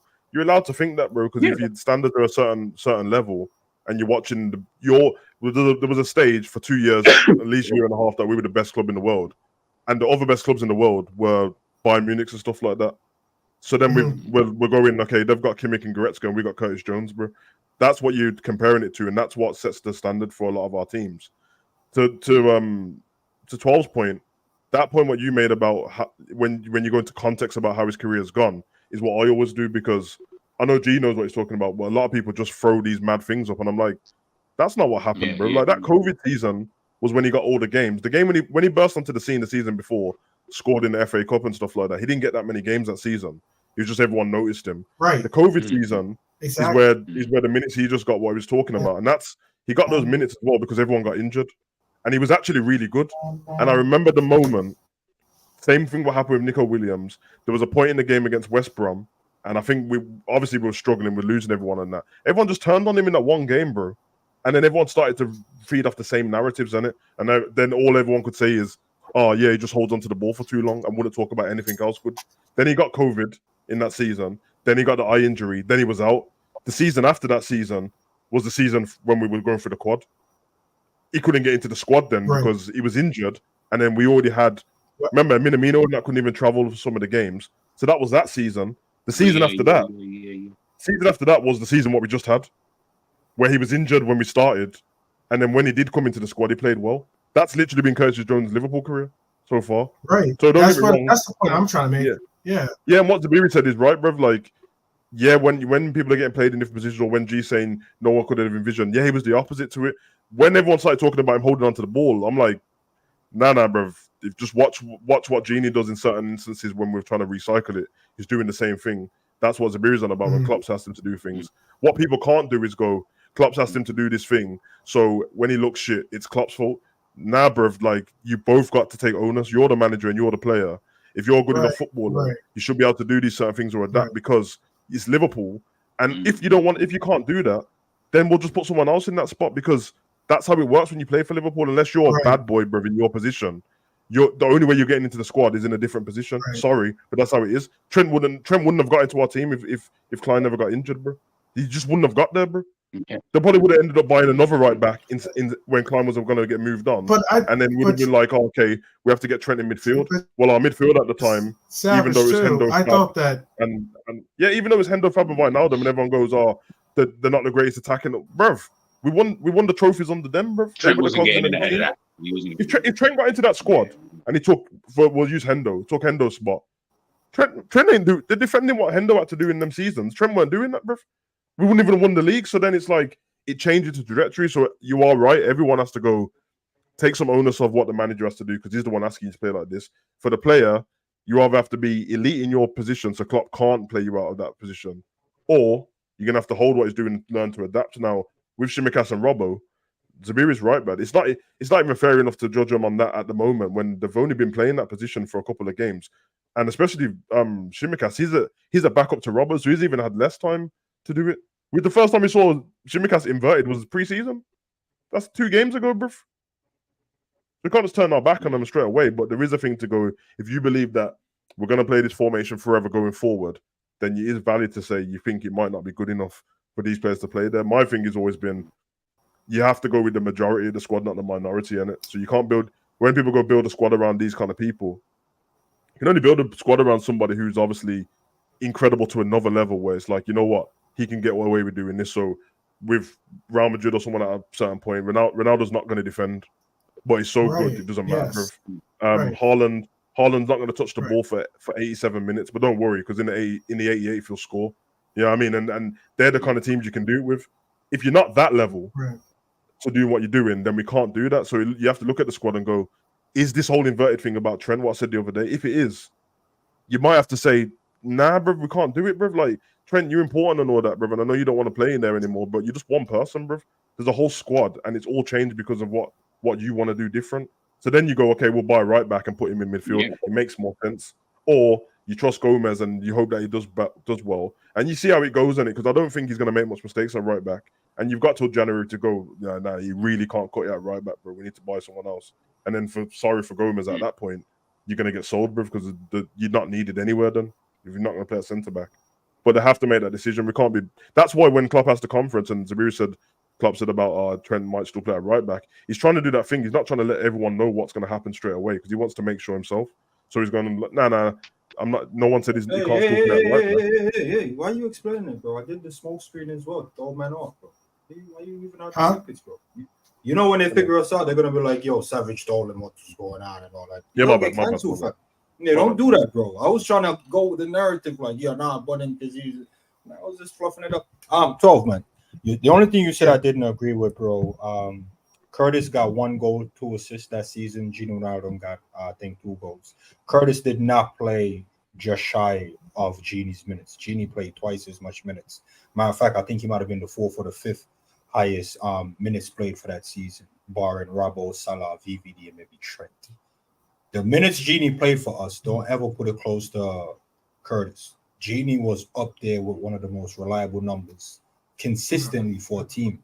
You know what I'm trying to say? Granted, his stats doesn't reflect that, but what Genie was doing in the minutes cannot be, Jones can't replicate that. To the rebuild or remold of Jones, to G's point, all that rebuilding and remolding of Jones, and he's just barely like a squad guy or on the verge of a squad guy. That's kind of irritating in a sense. So back to the original point where Klopp is, so basically to the remold of these players that Klopp is doing, and it drives Ensman crazy to see Gakpo through the middle and Nunes on the left. Bro, you shouldn't have to do that. You shouldn't have to be taking someone who's of quality, you see what he's doing, you like it, you bring him in, and then you go, I like what you did over there, but over here, do this. That's a miss for me. That's bro. literally That's a big miss. That's we saw Simicast lock up Traore in a time when Traore was hard to lock up. Man had the Vaseline and everything. We're like, yo, we can use that. Then we get him. Obviously, he hasn't quite kicked on because Robbo was just Robbo, right? And now you're gonna do the new thing where Robbo doesn't look comfortable playing in a back three. Robbo doesn't look comfortable in the inverted, double pivot. Now you're gonna put Simicast in there. So you got 2 guys whose quality just out of our left backs. And you're putting them out of their comfort zone. Jones, when he started, I swear he was a left winger, like Grealish type of settings. Yeah. Man went from left winger he was attacking to 10. Yeah, man went from left winger to 10 to 8. I'm seeing him a double pivot 6. I'm seeing him as a lone 6. He's all over the place. And Demo been like, nah, man, the guy's a baller. The guy can do this. The guy can do that. Well, bro, I'm not seeing it, and I can't blame him forever. So at some point, somebody's going to have to catch this smoke. And I know you guys are the Curtis Defense League and all that, bro. I'm not trying to, attack you guys. But all I'm saying is, if it ain't Curtis and it ain't the Curtis Defense League, you got to be the manager and the coaches. No, but that's what I just said, man. These are grown men. It's both of them.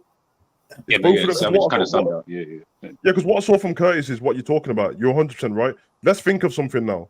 When people are getting frustrated in little set, and don't get me wrong, we know there's a narrative in it. When somebody says one thing, everyone just goes, I like Curtis, we just holds on the ball for too long. Okay, you heard it on Twitter because everyone's saying the same thing, okay. But there was stages where he would go like almost towards the corner flag. And you're like, they can't get the ball off him, but there's nothing going on here, bro. Like, it's not progressive at all. That's because you're trying to mold him into something, but his mind is literally as a winger at the moment. So he keeps drifting out to the left. Then it's almost like he's remembering, I'm doing the Genie thing, and he's doing everything rigid, like these are the instructions, I'm following it like that. When you're a footballer, bro, unless you're terrible, bro, you have to have a bit of your own flair to stuff.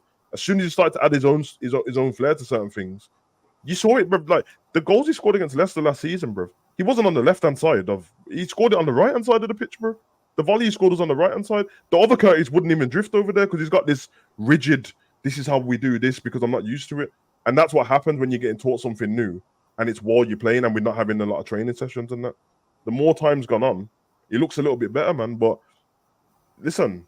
Do you think these instructions can also affect Konate? Because I'm going to be honest, bro. Nah, man's looking like a right back.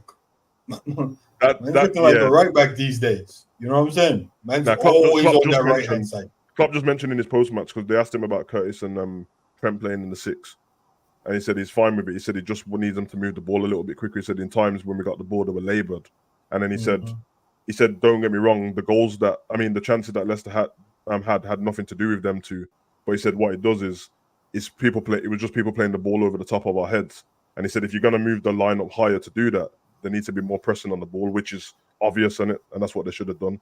So there's in instructions to them. They need to carry it out and do it properly and put more pressure on it. And in game, the intelligence of in-game players, the best players, they take on board what the managers told them, but they kind of have to adjust stuff a little bit themselves in the game, bro. Like imagine if, for example, I don't know about you, like when you play football and that. If, say, for example, my manager says play a hard line in it, and that's what we used to do in safe in it. But then after 10 minutes in a game, we're playing against someone like Arsenal or someone, you're like, Martinelli's been in 3 times here just because to kick the ball over our heads. Are you man waiting for the manager to tell you to drop off a little bit? Or you just being the man, whoever's the leader at the back going, big man, just drop off a bit. We need to just drop off a bit because fuck what the manager says. You have to do that. I think it comes, it depends. I'll be real, it actually depends because I feel like at the top level like that, sometimes you will actually just continue doing the same thing. Because if the manager's told you that, remember, he can see kind of the whole game. So he's probably like in your mind, you're going to do one of the 2 things, which is either you're just going to say, nah, fuck this, let's just drop back. Or you're going to, if the manager keeps saying it to you, even after he's just watched this ball go over the top, then you're going to be like, well, he must be saying it for a reason. So maybe that's because of maybe we're able to get the ball up high. Like, I don't know, like whatever that reason could potentially be. But I think, it honestly, bro, it's a tricky one, man. I think Cav's right. Look, at the end of the day, look, it's all about, talking about what he offers us now. But like Zabiri saying, like Sav's kind of saying, at the end of the day, what he's offering us now is good enough for about a squad option. We're not talking about like, and that I think is the sorry, let me not say that's what Zabiri's saying or Sav's saying, but well, effectively, you both said that anyway. Like, he's only up to this position, he's only up to this point, and that's why we're looking at him and saying, okay, cool. He's doing. Zabiri said he doesn't do these long passes. Fair enough. If you don't think that, Sav thinks he does do that. Like, 12's leaving and big up, bro. Oh, okay. Big up, bro, man. But I think it is just that, man. Honestly, it's just. Peace out. I'll say it. I think it is just that, bro. Like, I think it's just about. Oh no, my bad. I was gonna say thank you. Yeah, no problem. You're breaking up a little bit, bro. But I think God, what you said. Okay. Big up, bro. And wait for him to leave. I think that's just what it is, man. Just looking at it from a perspective of, at the end of the day, you always want to improve, man. You always want to improve, and you always want the team to try and get better and get these players to be the best as they possibly can. So we're gonna look at, like, I prefer always looking at players' deficiencies over what they're really, really good at, unless what they're good at is like dwarf, like crazy levels. Like, then I'm like, okay, well, then you're not going to be so bothered about their weaknesses. But sometimes when the deficiencies are almost matching your strengths, like they're both equal to each other, then I'm like, it's not like we're looking at a Salah or the Messis or the, like, these type of, we're looking at players who their deficiencies are probably as strong as their strengths. So of course you're going to see both of that. Kanate, Zabiri saying he looks like a right back. Like, whose fault is that? Is that Kanate's fault? Is that Trent's fault? Is that Klopp's fault because of the way he wants them to play? Like, someone's got to take the, not blame, but someone's got to, you take the onus on this and be like, well, we need. I don't like using the word blame, but you know. Nah, we'll say accountability because accountability. Go on, accountability. Moving on from like Jones, which Cav, don't think it's a cooking session. It's just the next player I'll talk about. You see what I'm looking for from Jones in a sense, because Jones been around the squad, so he knows how the front moves. Bro, let's be honest. But majority of the game, Salah will always be an option. The right back, if he's on the overlapping thing, will always be an option. What that does, it gets us up the pitch. Yeah. And I think that's something Klopp also want to say when he's like, yo, move the ball more quicker. The times they've been holding on to the ball, they're in the center circle and they're taking like 2-3 touches.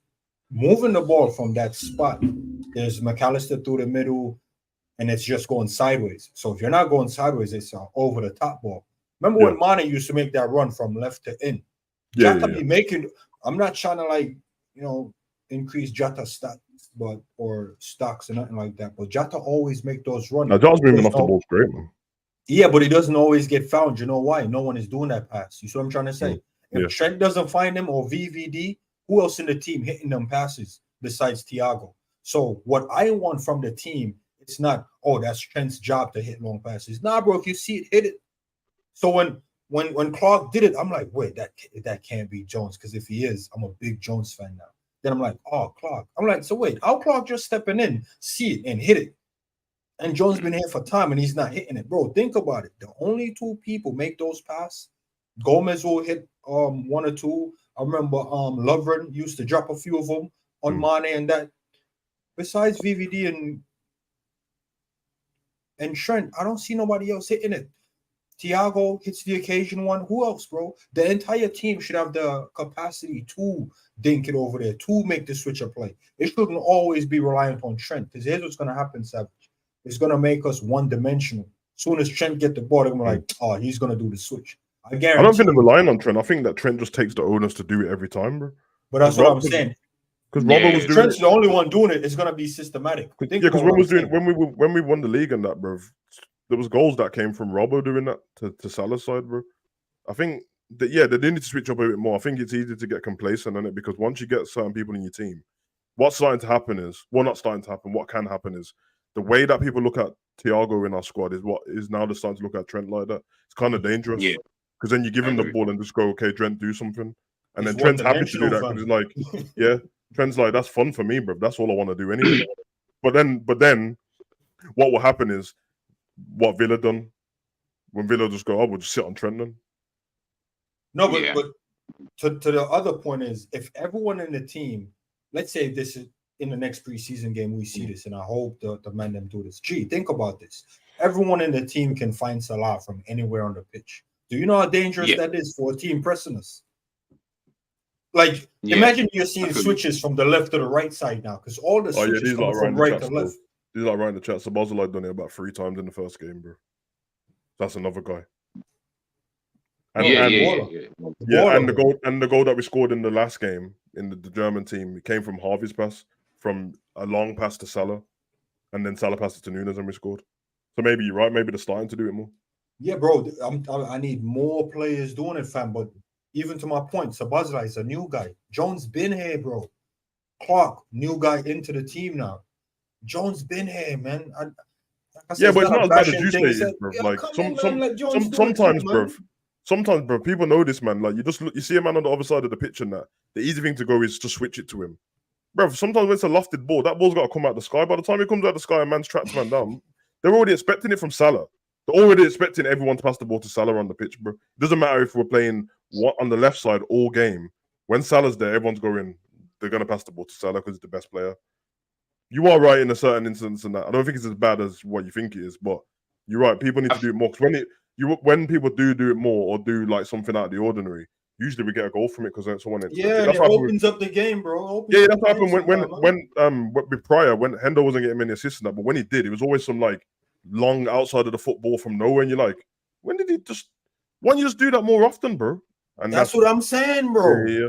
So there's a point to it. There's a point to it, bro. One of the things I found funny about all of this, obviously, we're doing an analysis, so of course, we're trying to analyze little things, kind of thing. But what I always think about watching Liverpool, even when we win, I know obviously we're not looking for perfection because I don't know what the hell perfection is.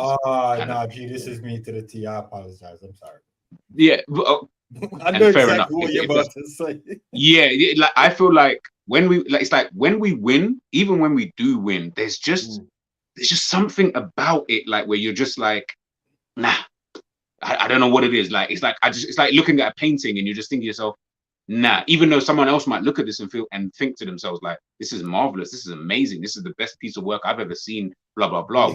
I feel like maybe obviously content creator. I'm not talking about the average fan. Yeah, I know what your issue is straight away, bro. You got PTSD. Yeah, but I have this issue though. Like I watch Liverpool. We just won 4-0. You got PTSD, bro. You got PTSD.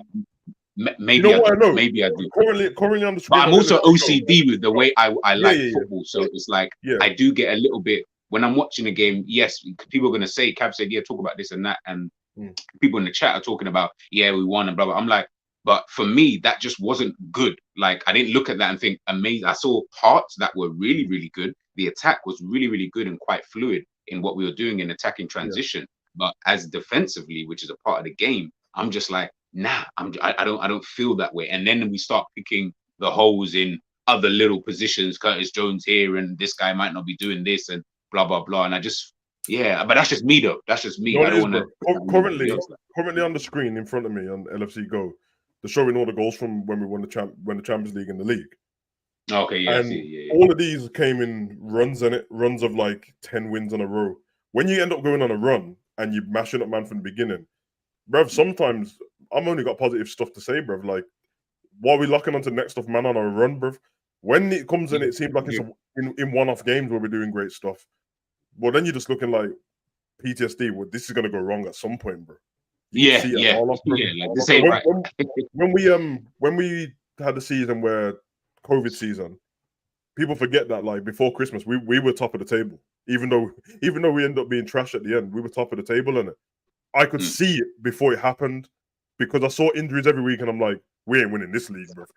Even though it was top of the table, and everyone knows from my channel, bro, I'm the positive guy, bro. I saw it, and I was just in my house like, this is killing me inside here because I know we're not going to win, even though we're top of the table. And killing me softly. To me, I said to you, Anna, who's the Spurs fan, last season, me and her had a conversation when Spurs were like second or something early in the season.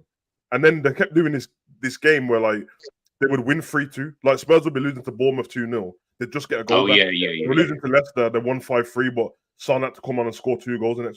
And I said to her, this is gonna end bad because you can see it, bro. Like, what soon enough you won't be able to come back in games in it, and that means that's how I feel about Liverpool. That's exactly how I feel. And the chief said to me, "Nah, you're right. We're probably gonna finish about 7th, to be fair, bruv." Then slowly, Conte left, and I saw the meltdown of the squad. And now Liverpool, we had that season what we just had. Towards the end of the season when we're going for the quad, we wasn't even playing good. We were just roughing man up and getting goals and that. Mane, that's why I said that when Mane went for the Ballon d'Or, everyone thought I was being mean to him. And I'm like, bro, I love Mane, bro. But in my head, I'm like, if he gets it, he's not the best in the world, bro. He weren't even that great, bro. Like, he got moved from the left wing because he weren't good enough there anymore. And then after AFCON, took over from Salah and started scoring goals. But in my head, I'm like, if you win the Ballon d'Or, you're gonna win it because you won AFCON and won 4 trophies. It ain't because you're the best in the world, bro. And we know that happens. We know that happens with Ballon d'Or anyway. But let's be honest, usually Ballon d'Or, even though that's what happens over the last decade, they've still got it right because it has been Ronaldo and Messi, whether you like it or not. There's not many seasons when you can pick out someone else and go, they've been better than Ronaldo and Messi. No, they haven't. Not based on what they've done. So then it's like, this is wrong. It's like getting an Oscar for a movie that you know everyone's just it's made the box office money. We know it's not the best movie. But it did make the most money, and you knew this was going to happen. And that's how I feel about that. PTSD sat in now, and within the last 3 seasons, we've had the COVID season, going for the quad, and then this season. So the pattern of it looks like we're not as good because it's 2 bad seasons and 1 good season instead of it being all the way around. It's not PTSD, bro. It's not PTSD for me, bro, because now we're winning. G just said we just won. I know it's pre-season, but we just won 4-0. And even when it was 2-0 in the game, man in the chat was like, defense is absolutely shit, bro. Let's what you we spoke about more negatives than we have positive. That's a fact. I think Klopp said it, and once Klopp said it, I stuck with it. When you're winning, it's easier to point out some of the deficiencies and some of the things that doesn't look great. Yeah, better than when you lose. Because if we lost 4-0, we're like, yeah, you see this play here where you missed. It just hits a little harder. You know what I'm trying to say? You can retrieve, yeah. So, but I wouldn't put it down to PTSD, man. It's like we're looking at it as preseason. You know, yeah, it's a great moment. 4-0, finally get a clean sheet. It's all positives, man. Well, like I said, listen, do you want to go over the top and be humbled? The reason why I think it's PTSD is because whatever the opposite to PTSD is what we had when we had won the league, bro, and everyone just assumed that we're gonna mash everyone up going forward. Whatever the opposite is, that's what happens, bro. It's only natural, bro. It's natural, especially if you care about something and you want it to go great. You start worrying when you see stuff that's like, oh no, man. And obviously, there's content creators. I always try and work on what I'm doing all the time, bro. So I'm naturally positive. My son is like the hothead, innit? He can't take anything that goes bad with Liverpool, bro. And then I'm trying to calm him down, and he looks like he wants to kill me when I'm like, nah, son, young Suave, man. The way he looks at me when he's mad about Liverpool, and I'm the one trying to say positive stuff, he's like, nah, but that was not good enough. I'm like, yeah, but we're still winning, and this is like, because he wants better. Look, you want better, and I think again, this is the fan base. This is it's worse for him though. This is what happens when you in Liverpool. So You know what I mean? It's worth it. Exactly. And for a lot of these people, because we're now, perceived quote unquote to be good now in a top team, the problem that you've got is, as you just said, people are now looking at it and thinking, nah, but we're this sick because we've done these things. But Zabiri just said it there, if that's what Klopp is saying, about when you're winning, it probably is easy actually to pick out these deficiencies. I don't feel like back then, not everybody, I know there were some people, I was just going to say majority of people weren't looking at these deficiencies. They were too busy. So we're going for a quad. How can you complain? Blah, blah, blah. When you talk about people, when you spoke about the back end of last season and the previous season, we went for a quad, and I'm listening to the way that you spoke. I'm like, right, I wish I was like speaking to Savage around these times. Zabiri was doing the same thing. I wish I was speaking to you guys around these times, because in my mind, from the people, again, just in the circle and who you might see on social media and blah, blah, blah, that's not the conversation. The conversation was, we are the best team. We're going for 4 trophies. And the second I say like anything different, it was like, oh no, but you're being a hater because you're being negative. It's like, right, am I the only one, again, not speaking to you guys previously? I think he was on that stream with Ish and Roms, where I came in. I don't know if Jared did a call in or what, and I came in and I was like, yo, I'm here for perspective.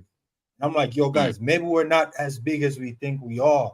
And I've seen Rom and Jerry was like, what are you saying? We're not that club. And I'm like, bro, no, we're relying on mentality and clock, and the budget was tight and all that.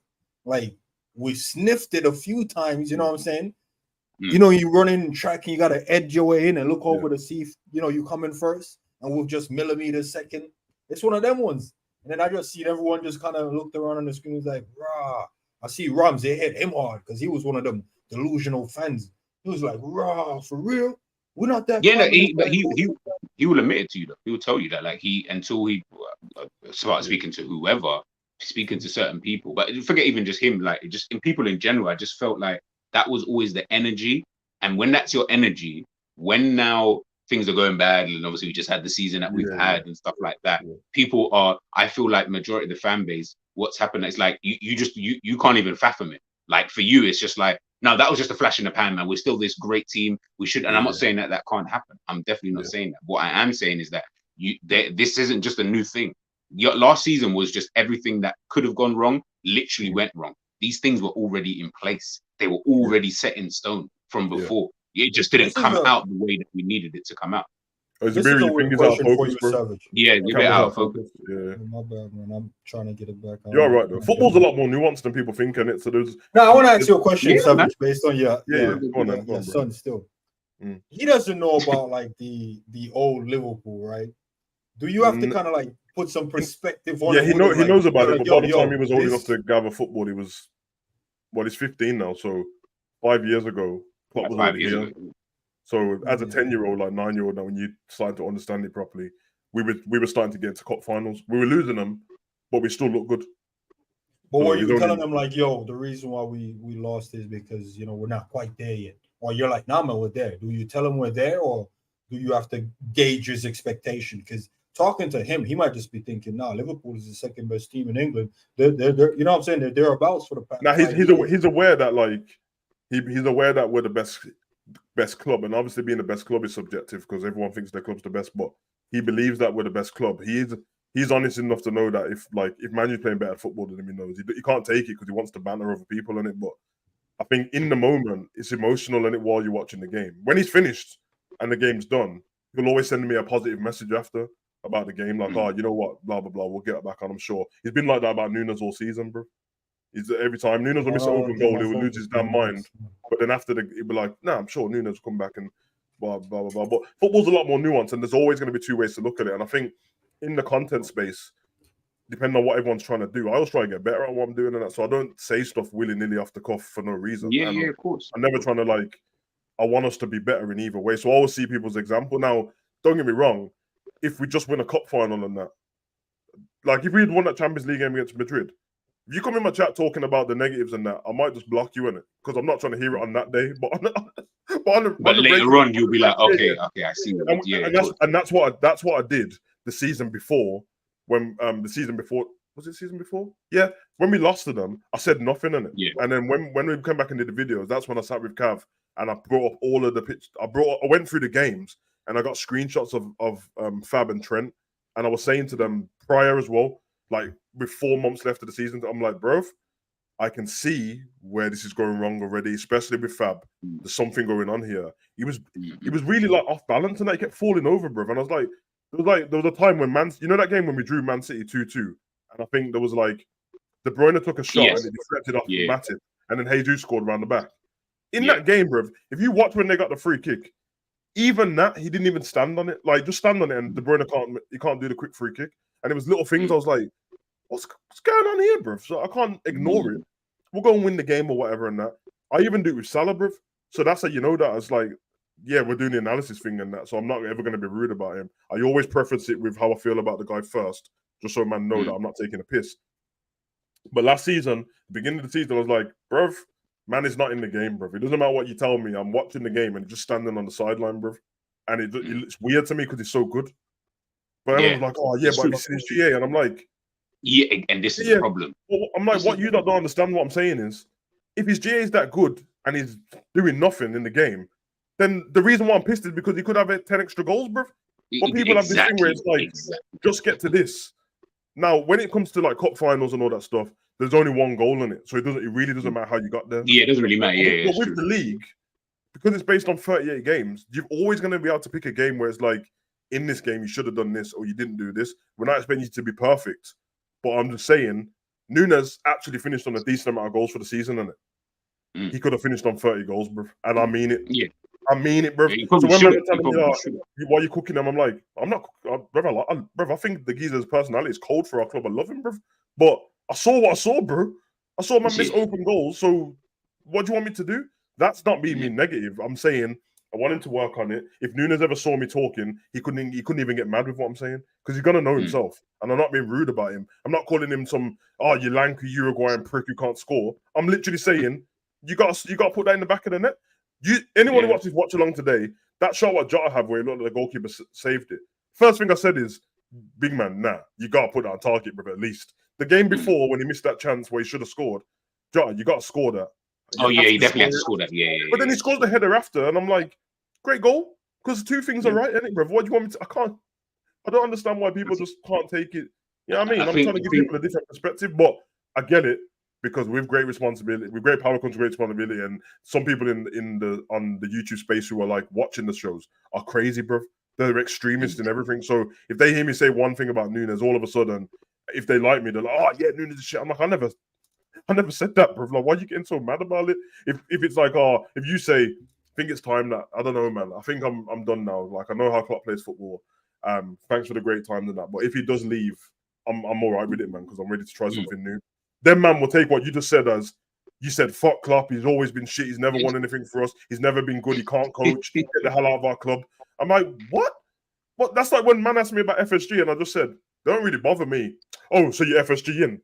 Yeah, and it's like, what? It's like, what did I say the other day about, it's like saying, you can put out a tweet saying, I love strawberries. Oh, so you don't like pineapples? It's like, I didn't say anything about fucking pineapples. I'm just telling you, I like strawberries. Like, it's the weird, two don't like are not together. Like, so basically, man, speak to me about football. How they spoke in lockdown when it's like, as soon as someone mentioned anything about Black Lives Matter, bro, they tried to justify their whole life to me and tell me they had like black friends in school. I'm like, bro, I never said I don't care about like other colored people and that. It's just that.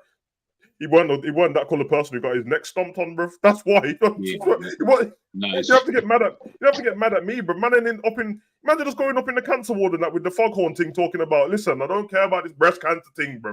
Get me? Because the colon cancer right now, I'm like, bro, what? Calm down, bro. No one said that the other cancer don't work, bro. That's why there's different chariots for different stuff, bro. Relax, man. But the way people speak to you is like, nah, bruv, I'm not trying to have it, bruv. Listen, I'm saying colon cancer all day, every day, but I ain't trying to hear about breast cancer, bruv. Tell them to take them pink ribbons back. Relax, man. I think that's why, that's actually dumb. I think that's why when we talk about the fan base and stuff, sometimes I just feel like people just need to listen and take in the information, a little bit more. And sometimes when you put away, I don't think people even some people do. But I don't think everyone, when I hear them speak, it's not about agendas. It's just about trying to get your point across. And back to obviously what we're saying about the game and stuff like that. Again, I think when we're talking about Curtis Jones or whoever in the team, I think that's just what it is. It's just really trying to take a look at, okay, so these are the things you do well. We know now that he can, even though people didn't like it, he was still good at keeping the ball. Yes, it might have been for a bit too long, but he was good. You know, no, I actually don't like pineapple. And I think like now when we're seeing him in this role, what I want from him, obviously moving forward, is obviously because I thought he was a cold player in the youth system. So to see him now in this position, I'm like, I do want to look. I feel like you should be a little bit better. Yes, there's been extenuating circumstances as to why you might not be there. Fair enough. But moving forward, this is what I kind of envisage for you. But I'm also then looking at the team as a whole, and I'm just looking at it, and I'm just thinking to myself, there are parts of the team which are not going to help other players shine like how I think they should be shining. And that is where I find the issue. Just at the moment, again, it's pre-season, as everyone keeps saying, but ultimately, we know Klopp, we know the team, we know how things go. We're probably going to play more or less this exact same way moving forward. And if we play today, that's kind of how we're going to play moving forward. So when we're seeing certain things, I'm just like, all right, do we need to get, you mentioned, do we need to get an upgrade on Robbo? Yes, we've seen what he can do at left back. If Klopp's going to rotate between the positions, keep Robbo. And I'm not even trying to sell the guy. I'm more looking at Tsimikas if I was going to sell anybody out of the two. Robbo can stay. He's not a problem for me because I think what Klopp should do is switch between the two formations. When you're doing the 3, play your new left centre back. When you're doing the 4, play Robbo, get rid of Tsimikas, and then you're good to go. But if you're gonna, other parts of the team do need to just be looked at defensively, especially where we do need to just tighten it up a bit. And I think what you mentioned before in the stream about 17-18 season, I genuinely believe that's the season we're gonna have. We'll finish 4th, and it will be exciting at times, but there'll be those games where you're like, damn, we losing. We're gonna have bear fight. We're gonna be winning bear games 5-3 on that, man. Yeah, bro, real talk. 13-14 setting, real talk. Yeah, man. Just maybe it's mad though, innit? Because the thing is, like I said, man, football's almost the escape for stuff, innit? So I don't mind, man, the positive thing and that. Sometimes I do it just because I'm chilling and joking, and I know what dark places I go to, bro. If they let Liverpool bother me too much, I'm trying to get out of that stuff because it will shut down my whole weekend, bro. So that's why I always end up laughing and joking and stuff and that. And sometimes man will talk and then get on with it. Some man come on too serious, but I'm just saying, like, bro, there's bare channels on it, man. If one day I'm too positive and man don't like it, you don't even have to unsubscribe. Just for that day, watch a different channel, bro. Or just go, I'm not in the mood for Savage today, bro. I'm pissed off and he's talking about but next game. If you pissed, just turn it off, bro. It's fine, bro. It's not a problem. But because there's the other side of it where there's content creators who just go with the narrative and they just come in the next day. Yeah, bro. I'm talking about there's no way you're this angry after you've been to sleep. You've turned it on for the camera, bro, and you're just screwing, bro. I've had enough. Get him the fuck out of my club now. And I'm like, for you to go this extreme means that there's no way you didn't think this already. And if you thought this already, why have I not seen any videos of you already talking about prior to this? So it just means that you've checked Twitter. This is trending. Oh, Klopp out's trending today. All of a sudden, you got Klopp out video. Someone don't get brought FSG out video today. FSG out. I've had enough of them. And I'm just going to enlighten people one more time because it does wind me up. FSG is not one guy, bro. I don't know why people... Man will speak about like John Henry is an FSG, bro. There's 28 shareholders, bro. Just calm down, man. Man, I'm just missing this old guy, bro. Just every 2 minutes, bro. I'm like... Again, it's the lack of knowledge, though. These are the little like intricacies and little things when you're trying to get into these kind of debates. That's why I try to just stay out of them. And like, I'm like you, I don't actually care. Like, they don't bother me so much where I'm like, oh my goodness, do you get what I'm trying to say? So, bro, my thing's got Savage Talk Sports, and I react to different things. And certain things I don't go as in depth on. I'll tell you the reason why I go in depth, because I don't know what the fuck I'm talking about, bro. So I just enjoy it for what it is. I just know one. You know what I mean? I know I've done MMA, so I know why he should have lifted up his hips at that time to get out of the rear naked choke because of this. Sometimes I'm watching other sports and that, and I'm just like, this is cold, but I ain't really trying to tell Nadal what to do with the backhand and that because I don't know what he's doing. Real talk, because I ain't got a clue how to do that myself. That rally was cold and you nearly broke you nearly mashed up your whole groin trying to get to the ball, but I'm gonna have fun with it. When it comes to football, it's the mix between both because I'm having fun, but I can't help but see details because I love the game, I played the game, and I try, bro. If I'm gonna be on camera and do stuff, I want to try and get better at it, bro. I don't want to be the same Savage I was a year ago, bro. Like, and that's for the people who are ranting and that all the time as well, bro. Like, if you think that's gonna be positive for you, you're just gonna create a cult of weird people in your chat, bro, who are just every day just want to see negative. And I'm just like, bro, yo, you're not even going to offer a solution to what you should do. So you're just going to So when you're saying stuff, you say stuff and then you're offering a solution of what you think probably should happen. We know that you can't give the solution because you're not the manager, bro, and you're not FSG. But you can offer what, bro. If someone's just gonna come and talk shit and offer no solution, the time I'm sorry, so you're just gonna call these players shit, but you can't give a solution what they should do. You know what I mean? Nah, Liverpool's done this formation, blah blah blah. I'm like, oh, what formation do you think we should play or whatever? I don't know. Shut up, then. Man. Now you're just sitting there twiddling your thumbs, like trying to.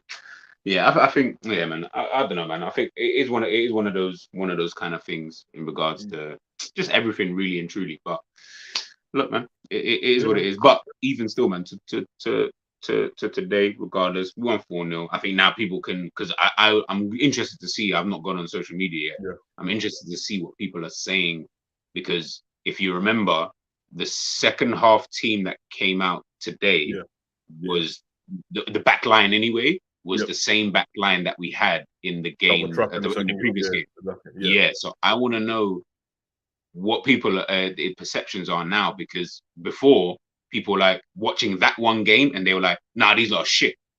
But now these are just kept a clean sheet and they look kind of all right. Do you know what I mean? I have to say. So now what is the narrative? Do you get what I'm trying to say? So, you know. Simple. Man. I agree, man. Because I think people can't change the narrative, and it's either you come into this and you go, it's just pre-season, and I want to see people individually. But no, people have already said I want John Gomez to leave, but then I've seen people who, like today, for example, like, nah, he should stay right back. You know, I'm like, but you wanted him to leave, so he can't play right back and leave at the same time. Like, you can't base off this game when by the time he came on the pitch, Leicester were already down and out, bro. He was comfy in the game, but like he didn't have much to do. So I'm glad he was just good at what he had to do. But if you're basing it just off that, then that's weird, bro. And I don't know, man. If, like I said, for the people who just go, it's just pre-season. Hold that energy the whole time, innit? So you know what I mean? Because they'll do that. They'll go and say that for us, and then they'll go and cook like Man U and Arsenal fans. That's what Arsenal fans do. They were like, "Oh, nah, this is more than pre-season." I seen their hashtag, bro. It's more than pre-season. I think a couple of them thumbnails like, "It's not just pre-season. It's more than that. It's Man U. They lost. It's just pre-season." It's just pre-season. What? Nah, this means everything. We got Declan Rice now. We're going to show you what he's made of. He played trash in the first game. It's just pre-season. Declan Rice will turn up when I'm like, bro, you fine. It's fine saying that, but you have to hold the same energy for your team and hold it for everyone, bro. If I come in saying this is just pre-season for Liverpool and we lose 10-0, then man can say to me, I don't know what you're whinging for, Savage. It's just pre-season. For me, it ain't just pre-season. It's a mix of both, bro. Like, I need to see the fitness levels of everyone. I need to see the individual talent of everyone, and I need to see what the manager's doing, which is the main thing. That's it, a mix of all of them. So, you know, if it's a draw, or we lose by 1 goal or something, but I see loads of great passes to play and there's an exceptional goal from the other team or to get a penalty, I don't care. If I see like the goal from the other team come from us doing some bullshit, bruv, and we didn't play very good, and Klopp messed up something in the system, I'm like, I'm a bit worried for the season. And that's what happened last season, bro. When I saw like, hold on a minute, bruv. I don't mind bare kids in that. There's way more kids last season than there was this season. Way more, bro. Yeah, which is true. Yeah, he's only showing a few of them. The substitution last season was a sub of kids, bro. It was all kids. Yeah. When we played Man U and lost 4-0 or something, the second half, it was Mbaye. It was all of them. They all came on, bro. Yeah. Someone can ask that in the chat. Yeah, man. So it's one of those, man. But I'm looking forward to the season. Assemble. Yo, man. But yeah, man. Gonna see frailties in it. I'm used to it, man. So, you saying else? You guys say? Nah, bro. Just here, man. Butterfly place now.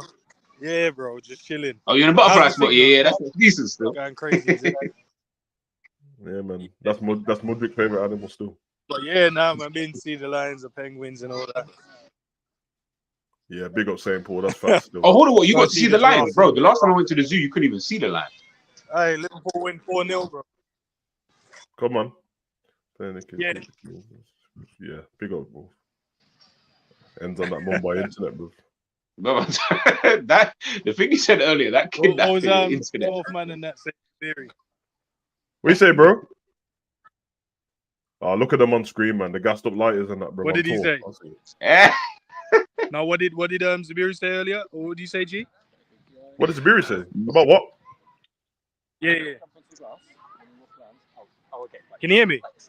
Yeah, bro, but it sounds like Yeah. you're making stuff up. I said, what does Zabiri say? And you said, yeah. Bro. No, I'm saying, what was he saying earlier? When he told you, man, to stop talking about City. Oh, he's talking to GN12, man. He got emotional. Oh about yeah, it. yeah. I think he was just saying because he was watching the stream. He was just talking about that.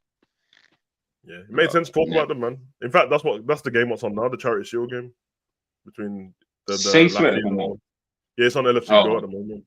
Oh, seems. Yeah, Trent just scored. Oh yeah.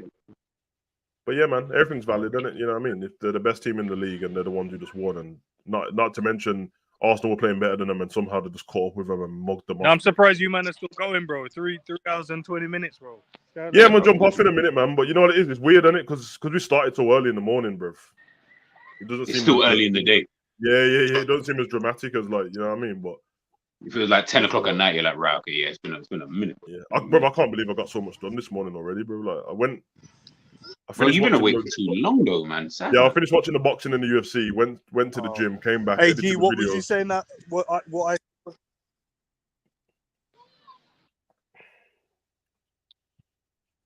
What's going on, bro? And what did you say?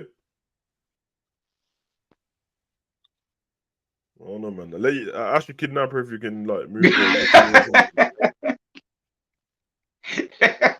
go and watch it. It's not coming through ends, bro. It's coming through in like. You're lagging a lot. You're just lagging. Yeah, man. 4 frames per second. Animals need the Wi-Fi, bro. But yeah, man. Got that done. Got to the gym, edited the videos, and then I didn't stop editing just before we went live on here, man. So yeah. Today, podcast is on at 7. No, bro, I think the signal is mad, bro. So I don't know. I might have to jump off because I was talking, but it doesn't sound like it's sinking up. Yeah, it's trash. Though, you know. Yeah, it's mashed up. Like, he like right now, wherever you are, that's perfect. Yeah. And you still doing podcast later?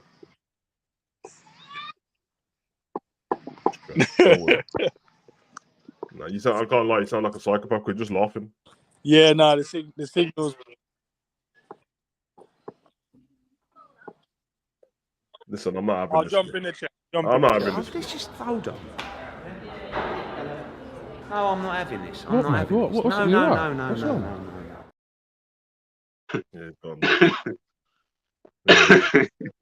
No.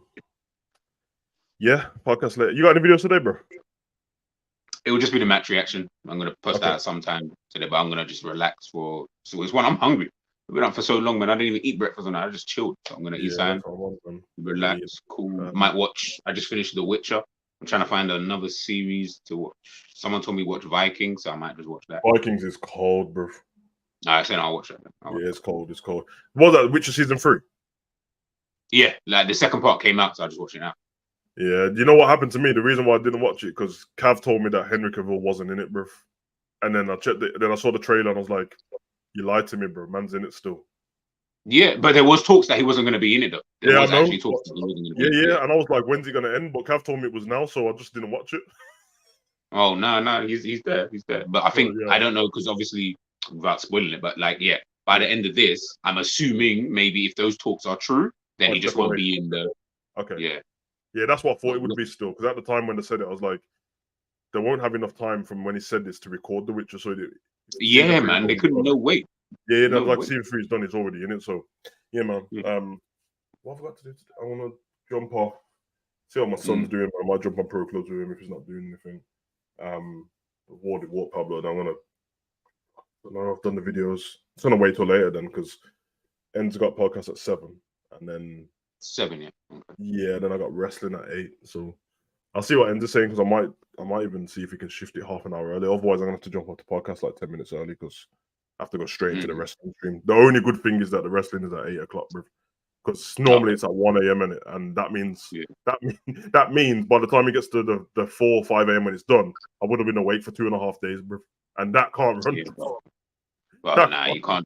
Like you're gonna need to get some type of long 8, 9 to whatever hours sleep at some point in time, bro. Otherwise, because you're gonna when you crash, you crash. Like Oh, you know my when you just my crash crashes into are horrible, bro. My eyes start burning exactly. and all sorts, bro.